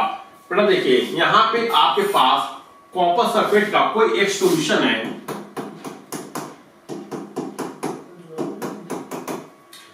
बेटा ये एक्वस कॉपर सल्फेट का सॉल्यूशन आपको दिया गया है जो कि ब्लू कलर का होगा। ठीक है हमने क्या किया, हमने इसके ऊपर एक आयरन Fe की एक रॉड को डिप किया। बेटा हमने यहाँ पे एक आयरन की रॉड को डिप किया। अब बताइए यहाँ पे क्या क्या होगा। सुनिए भाई वो होता क्या है, जो आयरन होती है Fe is a more electropositive, जो Fe होती है इज अ मोर रिएक्टिव होगी। बेटा यहाँ पे जो आयरन होता है ये मोर रिएक्टिव होती है, ये क्या करती है कि नीचे वाले मेटल को डिस्प्लेस कर देगी। भाई यहाँ जाहिर सी बात है कि यहाँ पे जो आयरन है, आयरन खुद को ऑक्सीडाइज करेगा और सॉल्यूशन में Fe+2 के फॉर्म में आ जाएगा। भाई आयरन क्या करेगा, खुद को ऑक्सीडाइज करेगा और नीचे वाले मेटल को रिड्यूस कर देगा। अब सॉल्यूशन में बेटा Cu+2 भी होगा और SO4-2 भी होगा। तो बेटा यहाँ पे आयरन खुद को ऑक्सीडाइज करेगा और बेटा यहाँ पे जो कॉपर है ये रिड्यूस करके आयरन की रॉड पे चला जाएगा। ठीक ना, तो बेटा यहाँ पे जो आयरन की जो रॉड होगी इसके ऊपर आ जाएगा ब्राउन लेयर। ये कैसा हो जाएगा, इसके ऊपर आ जाएगा ब्राउन लेयर। तो आंसर क्या जाएगा, second.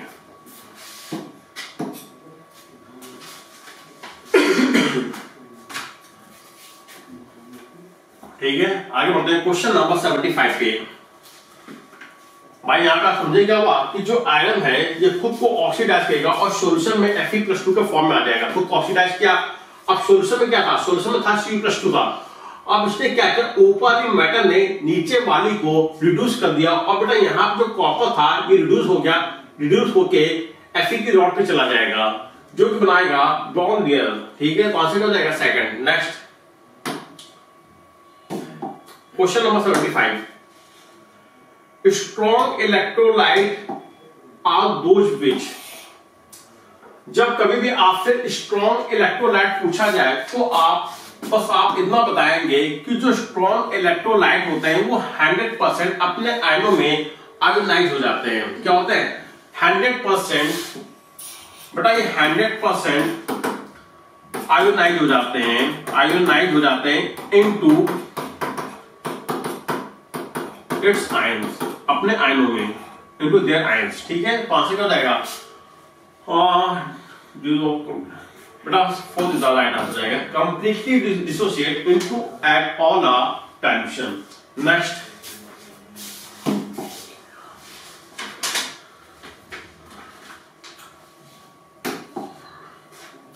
In a galvanic cell the electron flow from, बेटा गैल्वेनिक सेल में जो इलेक्ट्रॉन होते हैं वो एनोड से कैथोड पे जाते हैं वाया एक्सटर्नल वायर। तो anode to cathode through the external circuit. Next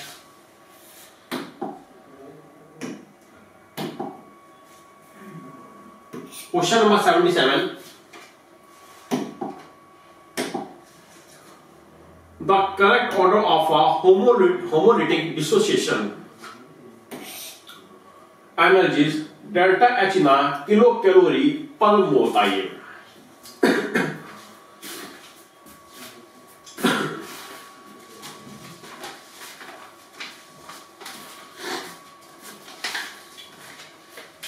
थोड़ा देखिए,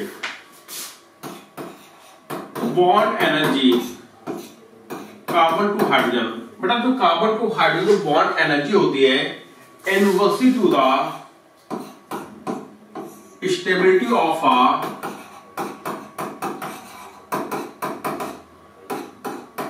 फ्री रेडिकल। बेटा कार्बन टू हाइड्रोजन जो बॉन्ड एनर्जी होती है stability of a free radical के इनवर्स होती है। ठीक है, अब यहां से आपको क्या क्या गिवन है, फर्स्ट आपको गिवन है मीथेन।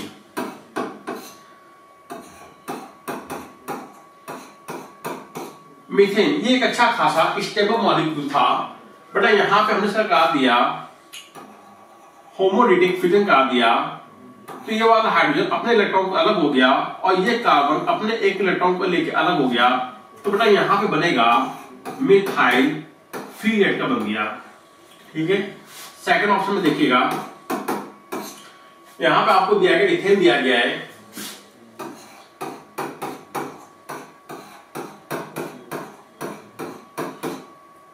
भाई यहां पे क्या हुआ, यहां पे होमोलिटिक फ्यूजन होगा, ये वाला हाइड्रोजन अपने एक इलेक्ट्रॉन को लेकर अलग होगा और ये कार्बन अपने इलेक्ट्रॉन को लेकर अलग हुआ, तो बेटा यहां पे इथाइल फ्री रेडिकल का फॉर्मेशन हुआ। फिर थर्ड आपको दिया गया है CH3Br CH2BrH, बेटा यहां पे भी होमोलिटिक फ्यूजन होगा, ये वाला हाइड्रोजन अपने एक इलेक्ट्रॉन को लेकर अलग होगा और ये वाला कार्बन अपने इलेक्ट्रॉन को लेकर अलग हो गया, तो यहां पे बन जाएगा फ्री रेडिकल हैलाइड।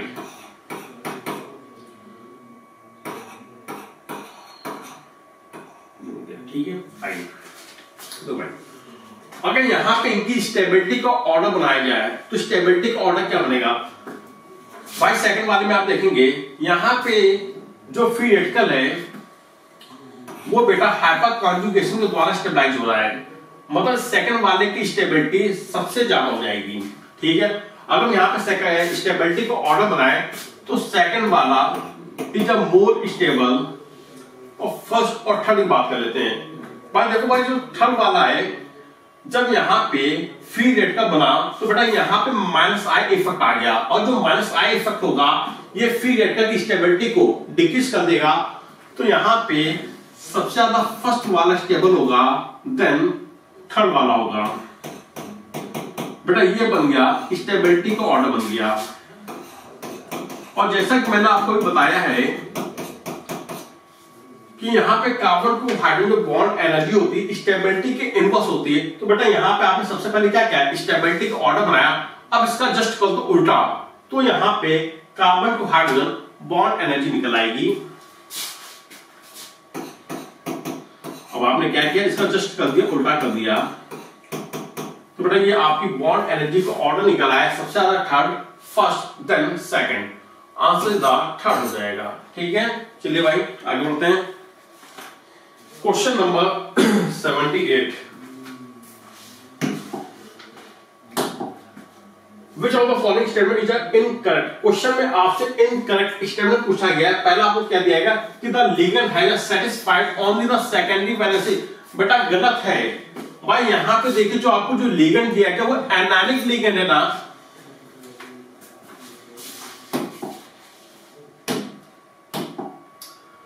बेटा फर्स्ट ऑप्शन आपने देखा कि यहाँ पे जो लिगेंड है ये आपको एक एनायनिक लिगेंड दिया गया है जो कि बड़े ब्रैकेट के अंदर है। ठीक है, अब बेटा जो एनायनिक लिगेंड होते हैं वो ऑक्सीडेशन नंबर और कोऑर्डिनेशन नंबर दोनों को सेटिस्फाइड करते हैं। यस बेटा, इस आयरन का जो कोऑर्डिनेशन नंबर वो कितना होगा, 6 हो जाएगा। ये आपकी होगी सेकेंडरी वैलेंसी होगी। और बेटा यहाँ पे जो आयरन का जो ऑक्सीडेशन नंबर वो आप निकालिए 3 plus x minus 6 equal to 0। तो बेटा x पावर आ जाएगा, प्लस का 3 आ जाएगा। मतलब यहाँ पे जो साइनाइड है वो प्राइमरी और सेकेंडरी दोनों वैलेंसी को सेटिस्फाई कर रहा है। बट यहाँ पे क्या लिखा है, यहाँ पे लिखा है सिर्फ और सिर्फ सेकेंडरी वैलेंसी कर रहा है। ये स्टेटमेंट आपको गलत हो गया, यही आपका आंसर होगा। और देखिए ऑब्वियस मैच कर रहा है क्या, अच्छा नीचे बोर्ड भी दिया गया है।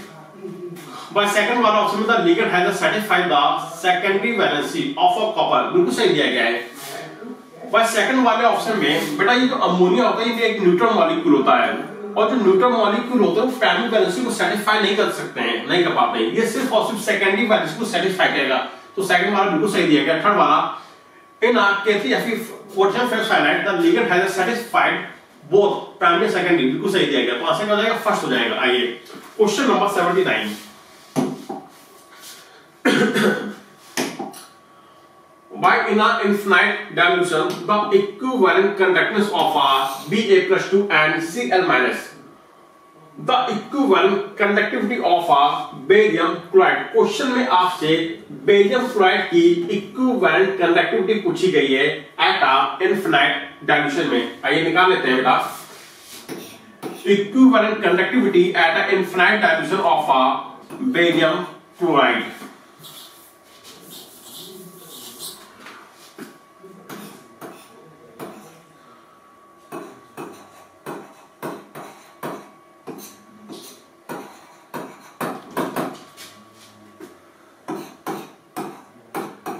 ये बेटा अपने आयनों में आयोडाइज होगा।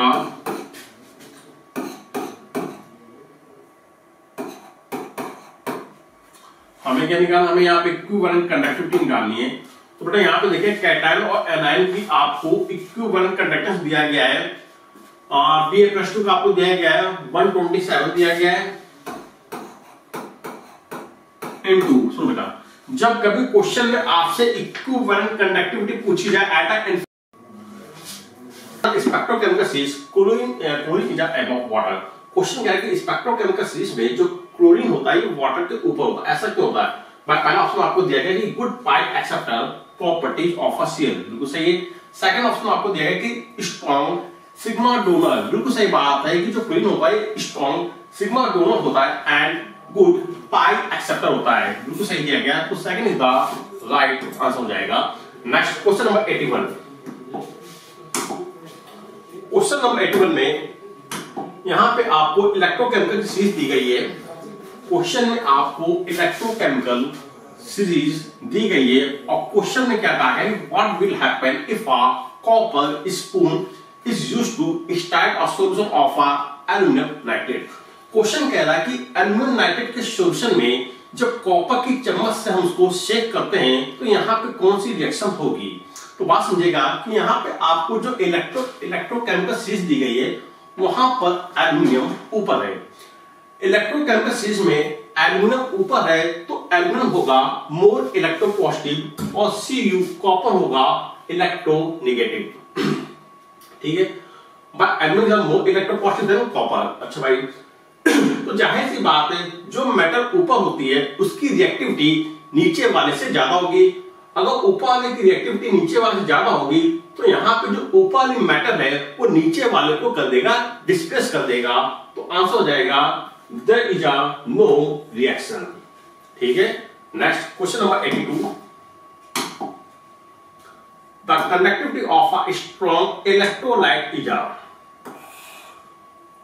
Conductivity of a strong electrolyte. जब किसी स्ट्रॉन्ग इलेक्ट्रोलाइट का हम डायमेंशन लगाते हैं तो वहां पे कंडक्टिविटी इंक्रीज कर जाती है ड्यू टू फ्री आयंस, क्योंकि यहाँ पे आपको आयनिक मोबिलिटी ज्यादा मिलेगी तो कंडक्टिविटी भी इंक्रीज कर जाएगी। First is the right answer. Next,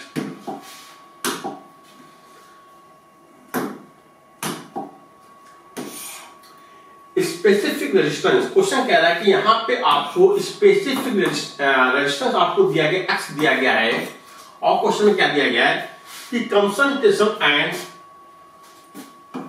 M is the molarity. Concentration आपको दी गई है, कैपिटल एम दी गई है, और क्वेश्चन में आपसे मोलर कंडक्टिविटी पूछी गई है। भाई मोलर कंडक्टिविटी इक्वल हो जाएगा कंडक्टिविटी इंटू 1000 अपॉन कंसंट्रेशन, ये होता है। अब देखिए, यदि आपको मोलर कंडक्टिविटी का फॉर्मूला लिखना है तो वहां पे आपको यूज करना पड़ेगा कंडक्टिविटी, बट क्वेश्चन में आपको कंडक्टिविटी गिवन नहीं है।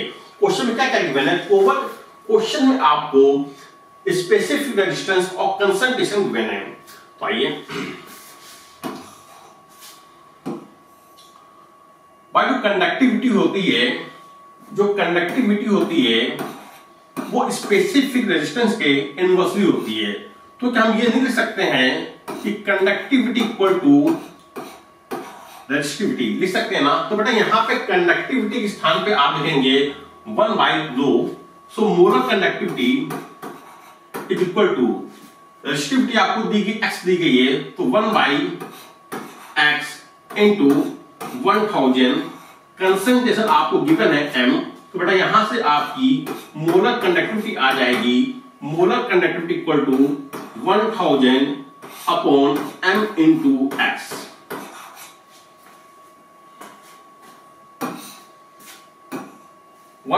Upon m into x, second the right answer हो जाएगा। Next question number 84। The type of hybridization involved in the metal ion। अच्छा भाई, यहाँ पे आपको एक कॉम्प्लेक्स सॉल्ट दिया गया और क्वेश्चन में आपसे हाइब्रिडाइजेशन पूछा गया है। सबसे पहले देखिए कि यहाँ पे सेंटर मेटल आपको दिया गया, निकल दिया गया है, और बेटा इसका कोऑर्डिनेशन नंबर हो जाएगा 6। यहाँ पे 6 लिगेंड निकिल को अप्रोच कर रहे हैं, तो बेटा निकिल का coordination number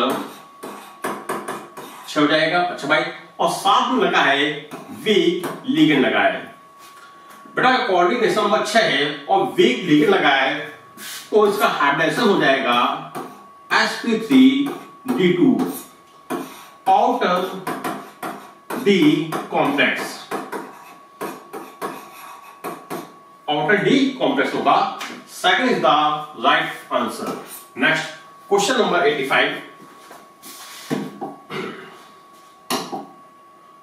the limiting molar conductivity of HCl, sodium acetate and sodium chloride. ठीक भाई, ये आपको गिवन है। The molar conductivity of 0.1 molar acidic acid solution is 7.8 ohm centimetre square mole inverse at the same temperature. Question में आपसे degree of dissociation पूछा गया है। भाई देखिए, यदि आपको सॉल्यूशन में डिग्री ऑफ डिसोसिएशन निकालना है तो आप फॉर्मूला अप्लाई करेंगे degree of dissociation equal to molar conductivity at a given concentration upon molar conductivity at a infinite dilution। आप इस फॉर्मूले का यूज करेंगे और आपका डिग्री ऑफ फर्स्ट सोल्यूशन निकल आएगा। द लिमिटिंग मोलर कंडक्टिविटी, बेटा लिमिटिंग मोलर कंडक्टिविटी का मतलब है कि क्वेश्चन में यहां पे आपसे इनफिनाइट डायल्यूशन पे मोलर कंडक्टिविटी दी गई है। इनफिनाइट डायल्यूशन पे आपको मोलर कंडक्टिविटी दी गई है। भाई ये देखिए, भाई यहां पे देखिए degree of dissociation of 0.1 molar. भाई 0.1 मोलर पे यहां पे आपको जो मोलर कंडक्टिविटी दी गई है वो आपको दी गई 7.8 दी गई है। अगर आपको molar conductivity at a given concentration पे गिवन है तो यहां पे आपको इनफिनाइट डायल्यूशन पे मोलर कंडक्टिविटी निकालनी पड़ेगी। भाई निकाल लेते हैं।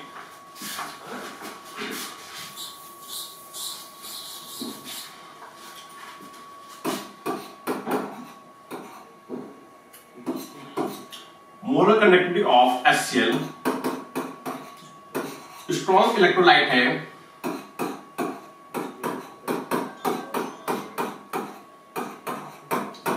बट इसके लिए आपको मोलर कंडक्टिविटी दी गई है 425। इसको हमने मान लिया फर्स्ट इक्वेशन मान लिया। सेकंड इक्वेशन गिवन है मोलर कंडक्टिविटी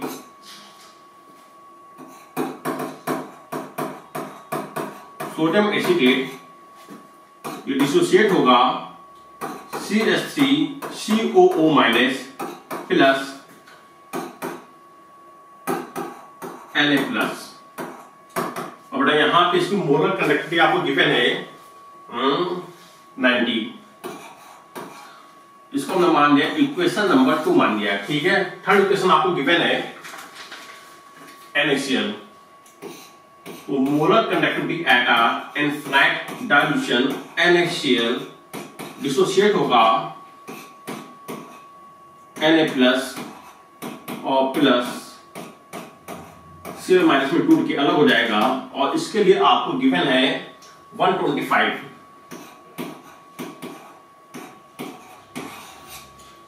ये 3 इलेक्ट्रोलाइट हैं जिनकी आपको मोलर कंडक्टिविटी गिवन है एट अ इनफिनाइट डायल्यूशन में, और क्वेश्चन में आपको निकालना है molar conductivity at a infinite dilution acetic acid की। डिसोसिएट होगा CH3CO minus plus H plus. भाई आपकी डिजायर्ड इक्वेशन दी गई है, आइए निकाल लेते हैं। भाई यहां पे देखिए molar conductivity CH3COO minus eight a infinite dilution ये आपको कहां मिलेगी? ये आपको मिलेगी सेकंड इक्वेशन मिलेगी 90 हो गया, वैल्यू पुट अप की 90 पुट अप कर दी। फिर H प्लस की मोलर कंडक्टिविटी आपको मिलेगी, फर्स्ट इक्वेशन मिलेगी 425 दिया गया है, 425 कर दिया है। अच्छा भाई आइए देख भाई, जब अपने आयनों में डिसोसिएट हुआ तो यहां से हमने CH3COO माइनस की मोलर कंडक्टिविटी ले ली 90 ले ली, बट यहां पे इसके साथ Na प्लस तो आ गया। सेकंड वाली इक्वेशन में देखिए यहां पे आपको H प्लस आपको फर्स्ट इक्वेशन मिलेगा, बट यहां पे आपको फर्स्ट इक्वेशन में H प्लस आयन के साथ साथ Cl माइनस आयन मिला है, बट आपकी डिजायर्ड इक्वेशन में NaCl नहीं है, तो हमें यहां से NaCl को माइनस करना पड़ेगा।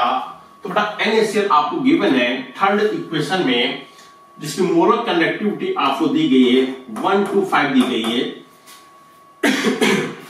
तो कितना आ जाएगा? 390। बेटा ये आ जाएगा 390। बेटा इसकी यहां पे molar conductivity at a infinite dilution आ जाएगा 390 आ जाएगा।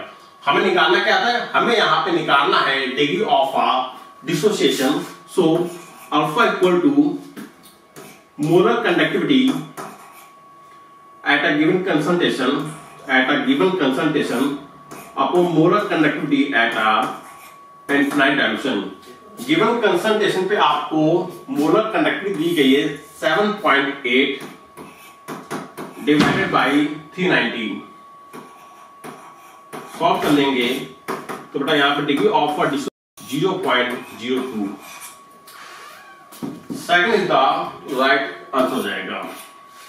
ठीक है, आगे बढ़ते हैं question number 86।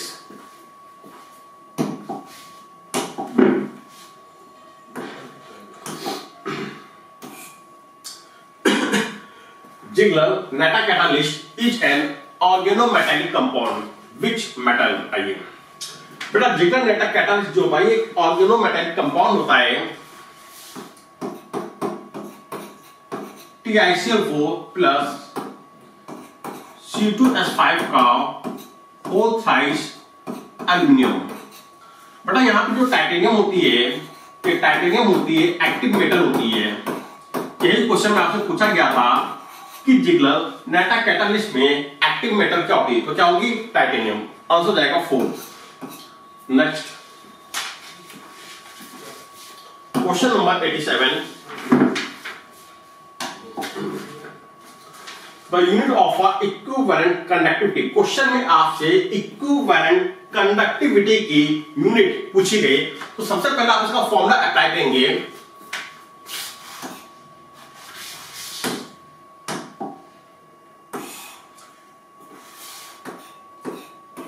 Equivalent conductivity is equal हो जाएगा कंडक्टिविटी इनटू वॉल्यूम। बेटा यहां पे जो वॉल्यूम होता है सेंटीमीटर, क्यूबिक सेंटीमीटर पर इक्विलिब्रियम। और बेटा यहां पे जो कंडक्टिविटी की जो यूनिट होती है ये होगी ओम इनवर्स सेंटीमीटर इनवर्स हो जाएगा। बट क्वेश्चन में आपसे इक्विवेलेंट कंडक्टिविटी की यूनिट पूछी गई है। पहले लिख लेते हैं ohm inverse centimetre square equivalent inverse.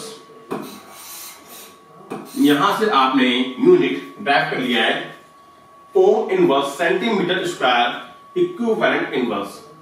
Second is the right answer. Next question number 88।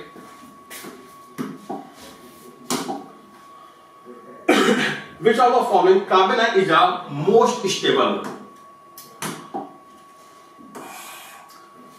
आपको याद होगा कि methyl is the more stable carbanion, क्योंकि number of alkyl group increase करेंगे तो कार्बोनाइन की स्टेबिलिटी डिक्रीज कर जाएगी। तो आंसर क्या हो जाएगा? फर्स्ट हो जाएगा methyl is the most stable कार्बोनाइन।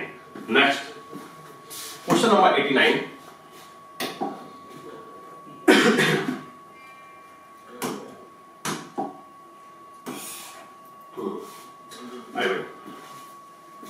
Question में आपसे फॉर्मेशन कांस्टेंट पूछा गया है। क्वेश्चन में आपसे इस कंपाउंड के लिए फॉर्मेशन कांस्टेंट पूछा गया, चाहे फॉर्मेशन कांस्टेंट कह लो या बीटा कांस्टेंट कह लो, बात एक ही है। ठीक है, आइए हमें क्या निकालना? हमें यहां पर निकालना stability of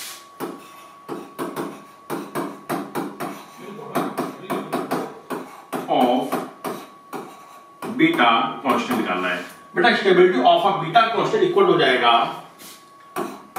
K1 into K2 into delta S, जो भी आपको दिया जाए। ठीक है, आइए तो बेटा यहाँ पे K1 आपको गिवन है 3.5 इंटू 10 की पावर -3, 3.5 इंटू 10 की पावर -3 इंटू K2 गिवन है 1.7 इंटू 10 की power -3।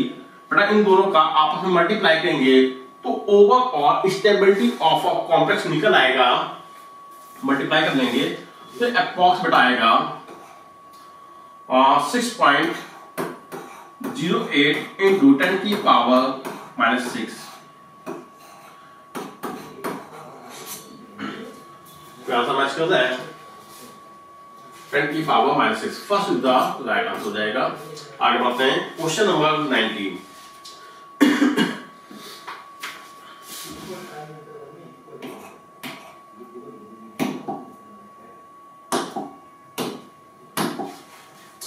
Which of the following is a poor conductor of electricity. अच्छा भाई देखिए भाई, सॉल्यूशन में जो करंट का फ्लो होता है वो होता है ड्यू टू फ्री आयंस।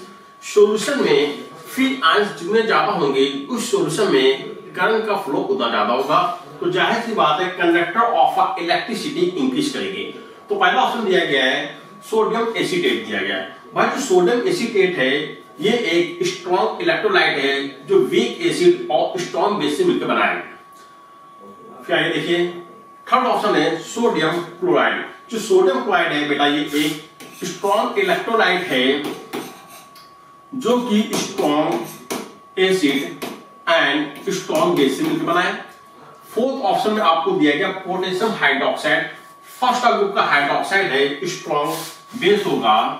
अच्छा भाई अब आप देखिए जो सेकंड ऑप्शन दिया गया है ये एक वीक एसिड होगा। बेटा कैसा, ये एक वीक एसिड। अच्छा भाई वीक एसिड होगा तो जाहिर सी बात है कि अपने आयनों में बहुत ही कम मात्रा में डिसोसिएट होगा, सॉल्यूशन में बहुत ही कम मात्रा में फ्री आयंस होंगे। तो जाहिर सी बात है सेकंड वाले ऑप्शन में करंट का फ्लो कम होगा, तो यहां पे कंडक्टर ऑफ इलेक्ट्रिसिटी सबसे कम होगी। Second is the right answer. Next question number 91।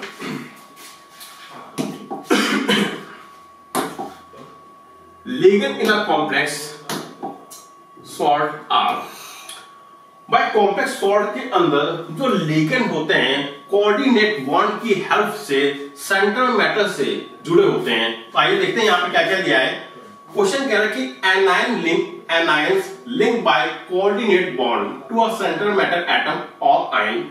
Next cation link by a coordinate bond, सही। अगला molecule link by a coordinate bond to a central metal. Fourth ions और molecule link by coordinate bond to a central metal और ion. बिल्कुल सही, fourth statement is the right. कहने का मतलब कि जो लिगेंड होते हैं वो एनायन भी हो सकते हैं, कैटायन भी हो सकते हैं, मॉलिक्यूल भी हो सकते हैं। लिगेंड, एनायन, कैटायन, मॉलिक्यूल कुछ भी हो सकते हैं जो कि सेंट्रल मेटल से डायरेक्ट जुड़े होते हैं। तो fourth is the right answer. Next question number 92।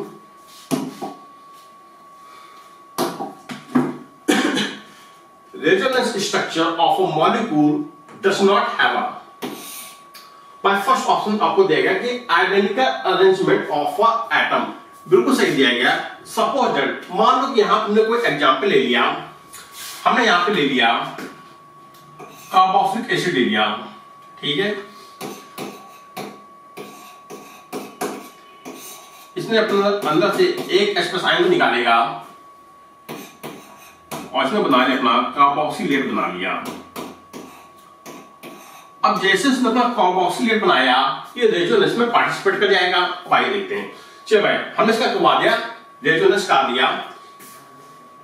ये इलेक्ट्रॉन यहां पे डिलोकाइज होगा और पाई इलेक्ट्रॉन इस ऑप्शन पे डिलोकाइज हो जाएगा। तो बेटा इसका जो रेजोनेंस स्ट्रक्चर है वो ये होगा,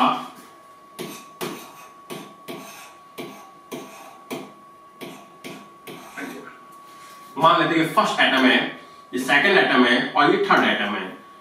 ये फर्स्ट हो गया, ये सेकंड हो गया और ये थर्ड हो गया। चलिए भाई अब ऑप्शन को चेक करते हैं। ये आपका फर्स्ट रेजोनेटिंग स्ट्रक्चर हो गया और ये आपका सेकंड रेजोनेटिंग स्ट्रक्चर हो गया। चलिए भाई समझाते हैं। पहला है कि आइडेंटिकल अरेंजमेंट ऑफ एटम, बिल्कुल सही दिया गया। भाई आप देखिए जब आपने रेजोनेंस कराया तो यहां पे रेजोनेंस में एटम पार्टिसिपेट नहीं करते हैं बल्कि इलेक्ट्रॉनों का डीलोकलाइजेशन होता है। फर्स्ट पे ऑक्सीजन, सेकंड पे कार्बन, थर्ड पे ऑक्सीजन, फर्स्ट पे ऑक्सीजन, सेकंड पे कार्बन, थर्ड पे ऑक्सीजन। मतलब यहां पे एटमों का अरेंजमेंट सेम रहता है, आइडेंटिकल होता है। बिल्कुल सही है। Second option nearly the same energy content. Yes भाई ये दोनों स्ट्रक्चर आपस में इक्विवेलेंट है, आपस में एक समान है, तो इनकी एनर्जी भी ऑलमोस्ट सेम होगी। Third the same number of paired electron. Yes resonating structure में जो पेयर्ड इलेक्ट्रॉन होते हैं वो आपस में सेम होते हैं। Carbon to oxygen double bond, carbon to oxygen double bond, carbon to oxygen single bond, carbon to oxygen single bond. मतलब यहाँ पे जो पेयर इलेक्ट्रॉन होंगे वो दोनों में सेम होंगे। नेक्स्ट, आइडेंटिकल बॉन्डिंग गलत है भाई। यहां पे आपने देखा कि फर्स्ट और सेकंड एटम के बीच में सिंगल बॉन्ड है, बट इसके दूसरे स्ट्रक्चर में आप देखेंगे कि फर्स्ट और सेकंड के बीच में डबल बॉन्ड आ गया, सेकंड और थर्ड में डबल बॉन्ड है, और यहां पे सेकंड और थर्ड एटम के बीच में सिंगल बॉन्ड आ गया। मतलब यहां पे जो बॉन्डिंग होती है वो आइडेंटिकल नहीं होती है। तो आंसर हो जाएगा 4। यही आपसे क्वेश्चन पूछा गया था कि डज नॉट हैव। आइए next,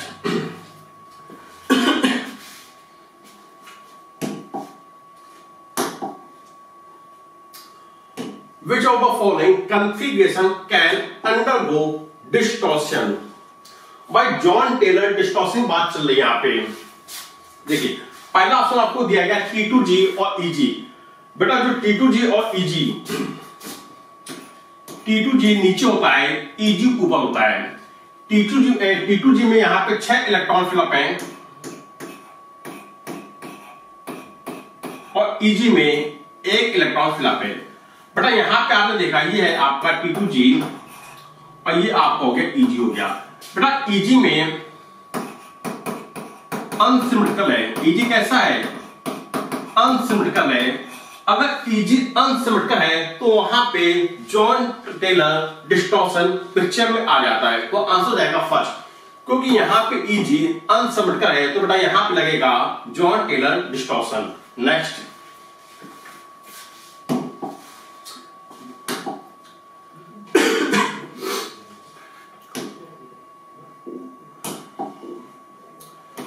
if the magnetic moment of a is 0, अच्छा भाई, number of unpaired electron। Question कह रहा है कि यहाँ पे आपको जो कोऑर्डिनेशन कंपाउंड दिया गया है इसका मैग्नेटिक मोमेंट 0 है।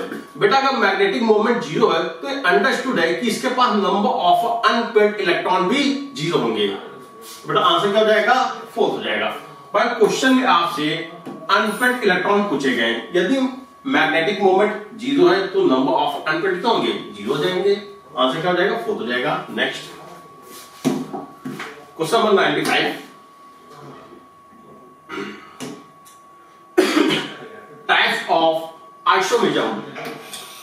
भाई क्वेश्चन में आपसे पूछा गया बताइए कि कौन सा आइसोमेरिज्म शो करेगा। आइए चेक कर लेते हैं। भाई देखिए यहां पे आपको जो कॉम्प्लेक्स कंपाउंड दिया गया है, बेटा यहां पे आपको NO2 दिया गया है, लिगेंड क्या है? NO2 है। और बेटा जो NO2 होता है ये एम्बिडेंटेड लिगेंड होता है। ये एम्बिडेंटेड लिगेंड होते हैं। एम्बिडेंटेड लिगेंड वो होते हैं जो अपनी डोनर साइड को चेंज कर लेते हैं। यदि किसी कॉम्प्लेक्स में एम्बिडेंटेड लिगेंड आपको दिखाई पड़ जाए तो आप समझ जाना कि लिंकेज आइसोमेरिज्म शो करेगा। तो आंसर हो जाएगा 4। मैंने क्या कहा? यदि आपको किसी कॉम्प्लेक्स कंपाउंड में एम्बिडेंटेड लिगेंड दिख जाए तो आप समझ जाएंगे कि यहां पे लिंकेज आइसोमेरिज्म का फॉर्मेशन होगा। Answer the 4। Next question number 96,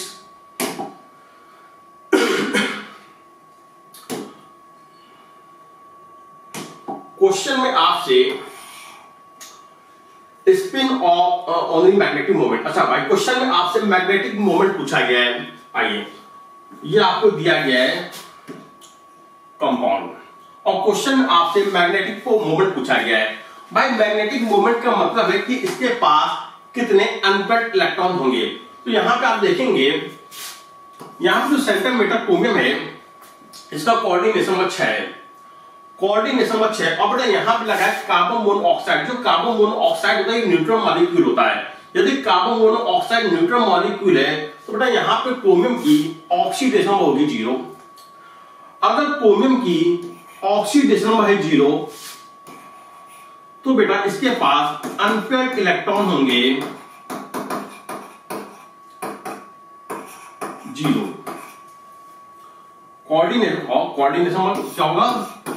अगर कोऑर्डिनेशन नंबर 6 और सेंटीमीटर पे ऑक्सीडेशन नंबर 0 तो नंबर ऑफ अनपेयर्ड इलेक्ट्रॉन होंगे 0। अगर क्रोमियम पे चार्ज +3 होगा तो बेटा इसके पास नंबर ऑफ अनपेयर्ड इलेक्ट्रॉन हो जाते 3, कोऑर्डिनेशन नंबर होता 6। तो भाई यहां पे देखिए, यहां पे क्या है, इसकी ऑक्सीडेशन नंबर है 0, तो इसके बाद नंबर ऑफ अनपेयर्ड इलेक्ट्रॉन होंगे 0, तो मैग्नेटिक मोमेंट क्या हो जाएगा, 0 हो जाएगा। आंसर क्या हो जाएगा, first. Next question number 97,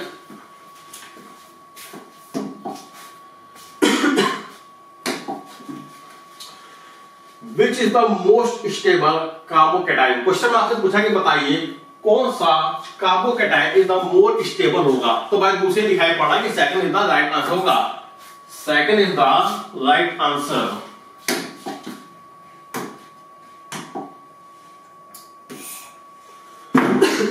triphenyl methyl cation, ठीक है, क्योंकि यहां पे झेल के रेजोनेंस होगा और रेजोनेंस जितना ज्यादा होगा उस कार्बोकैटायन की स्टेबिलिटी क्या होगी, उतनी ज्यादा होगी। तो आंसर क्या हो जाएगा, सेकंड। नेक्स्ट क्वेश्चन बेटा आपसे क्या पूछा गया, क्वेश्चन में आपसे सिनर्जिक इफेक्ट पूछा गया है। अच्छा भाई बेटा सिनर्जिक इफेक्ट पिक्चर में कब आता है, मैं देखिए फर्स्ट ऑप्शन में क्या है कि फर्स्ट ऑप्शन में आपको लिगेंड दिया गया है, कार्बन मोनोऑक्साइड दिया गया है। जो कार्बन मोनोऑक्साइड होते हैं क्या करते हैं कि सबसे पहले सेंट्रल मेटल को अपने लोन पेयर कोऑर्डिनेट करते हैं, ठीक है। अच्छा भाई उसके बाद ये क्या करते हैं कि ये सेंट्रल मेटल के डी इलेक्ट्रॉन को अपने pi star anti bond molecular orbital में ले आते हैं। पहले क्या करेगा कि कार्बन मोनोऑक्साइड सेंट्रल मेटल को अपने लोन पेयर कोऑर्डिनेट करेगा, आते समय सेंट्रल मेटल के डी इलेक्ट्रॉनों को अपने pi star anti bond molecular orbital में इलेक्ट्रॉनों को ले आता है। यही कहलाता है सिनर्जिक इफेक्ट। तो आंसर हो जाएगा first. Next question number 99, the value of x which appear in the complex. भाई यहां पे क्वेश्चन में आपको एक कॉम्प्लेक्स दिया गया है और क्वेश्चन में आपसे एक्स की वैल्यू पूछी गई है। लिगेंड है साइनाइड,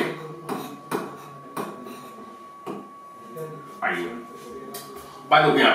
यहां पे लगा है मोनोटेंटेड लिगेंड लगा है और क्वेश्चन में आपसे एक्स की वैल्यू पूछी गई है। अच्छा भाई सबसे पहले आप यहां पे निकालो कि यहां पे निकिल का कोऑर्डिनेशन नंबर क्या होगा। भाई यहां पे लिगेंड कितने, 4 लिगेंड है ना, तो यहां पे निकिल का कोऑर्डिनेशन होगा 4, ठीक है। अच्छा भाई according to Werner coordination theory,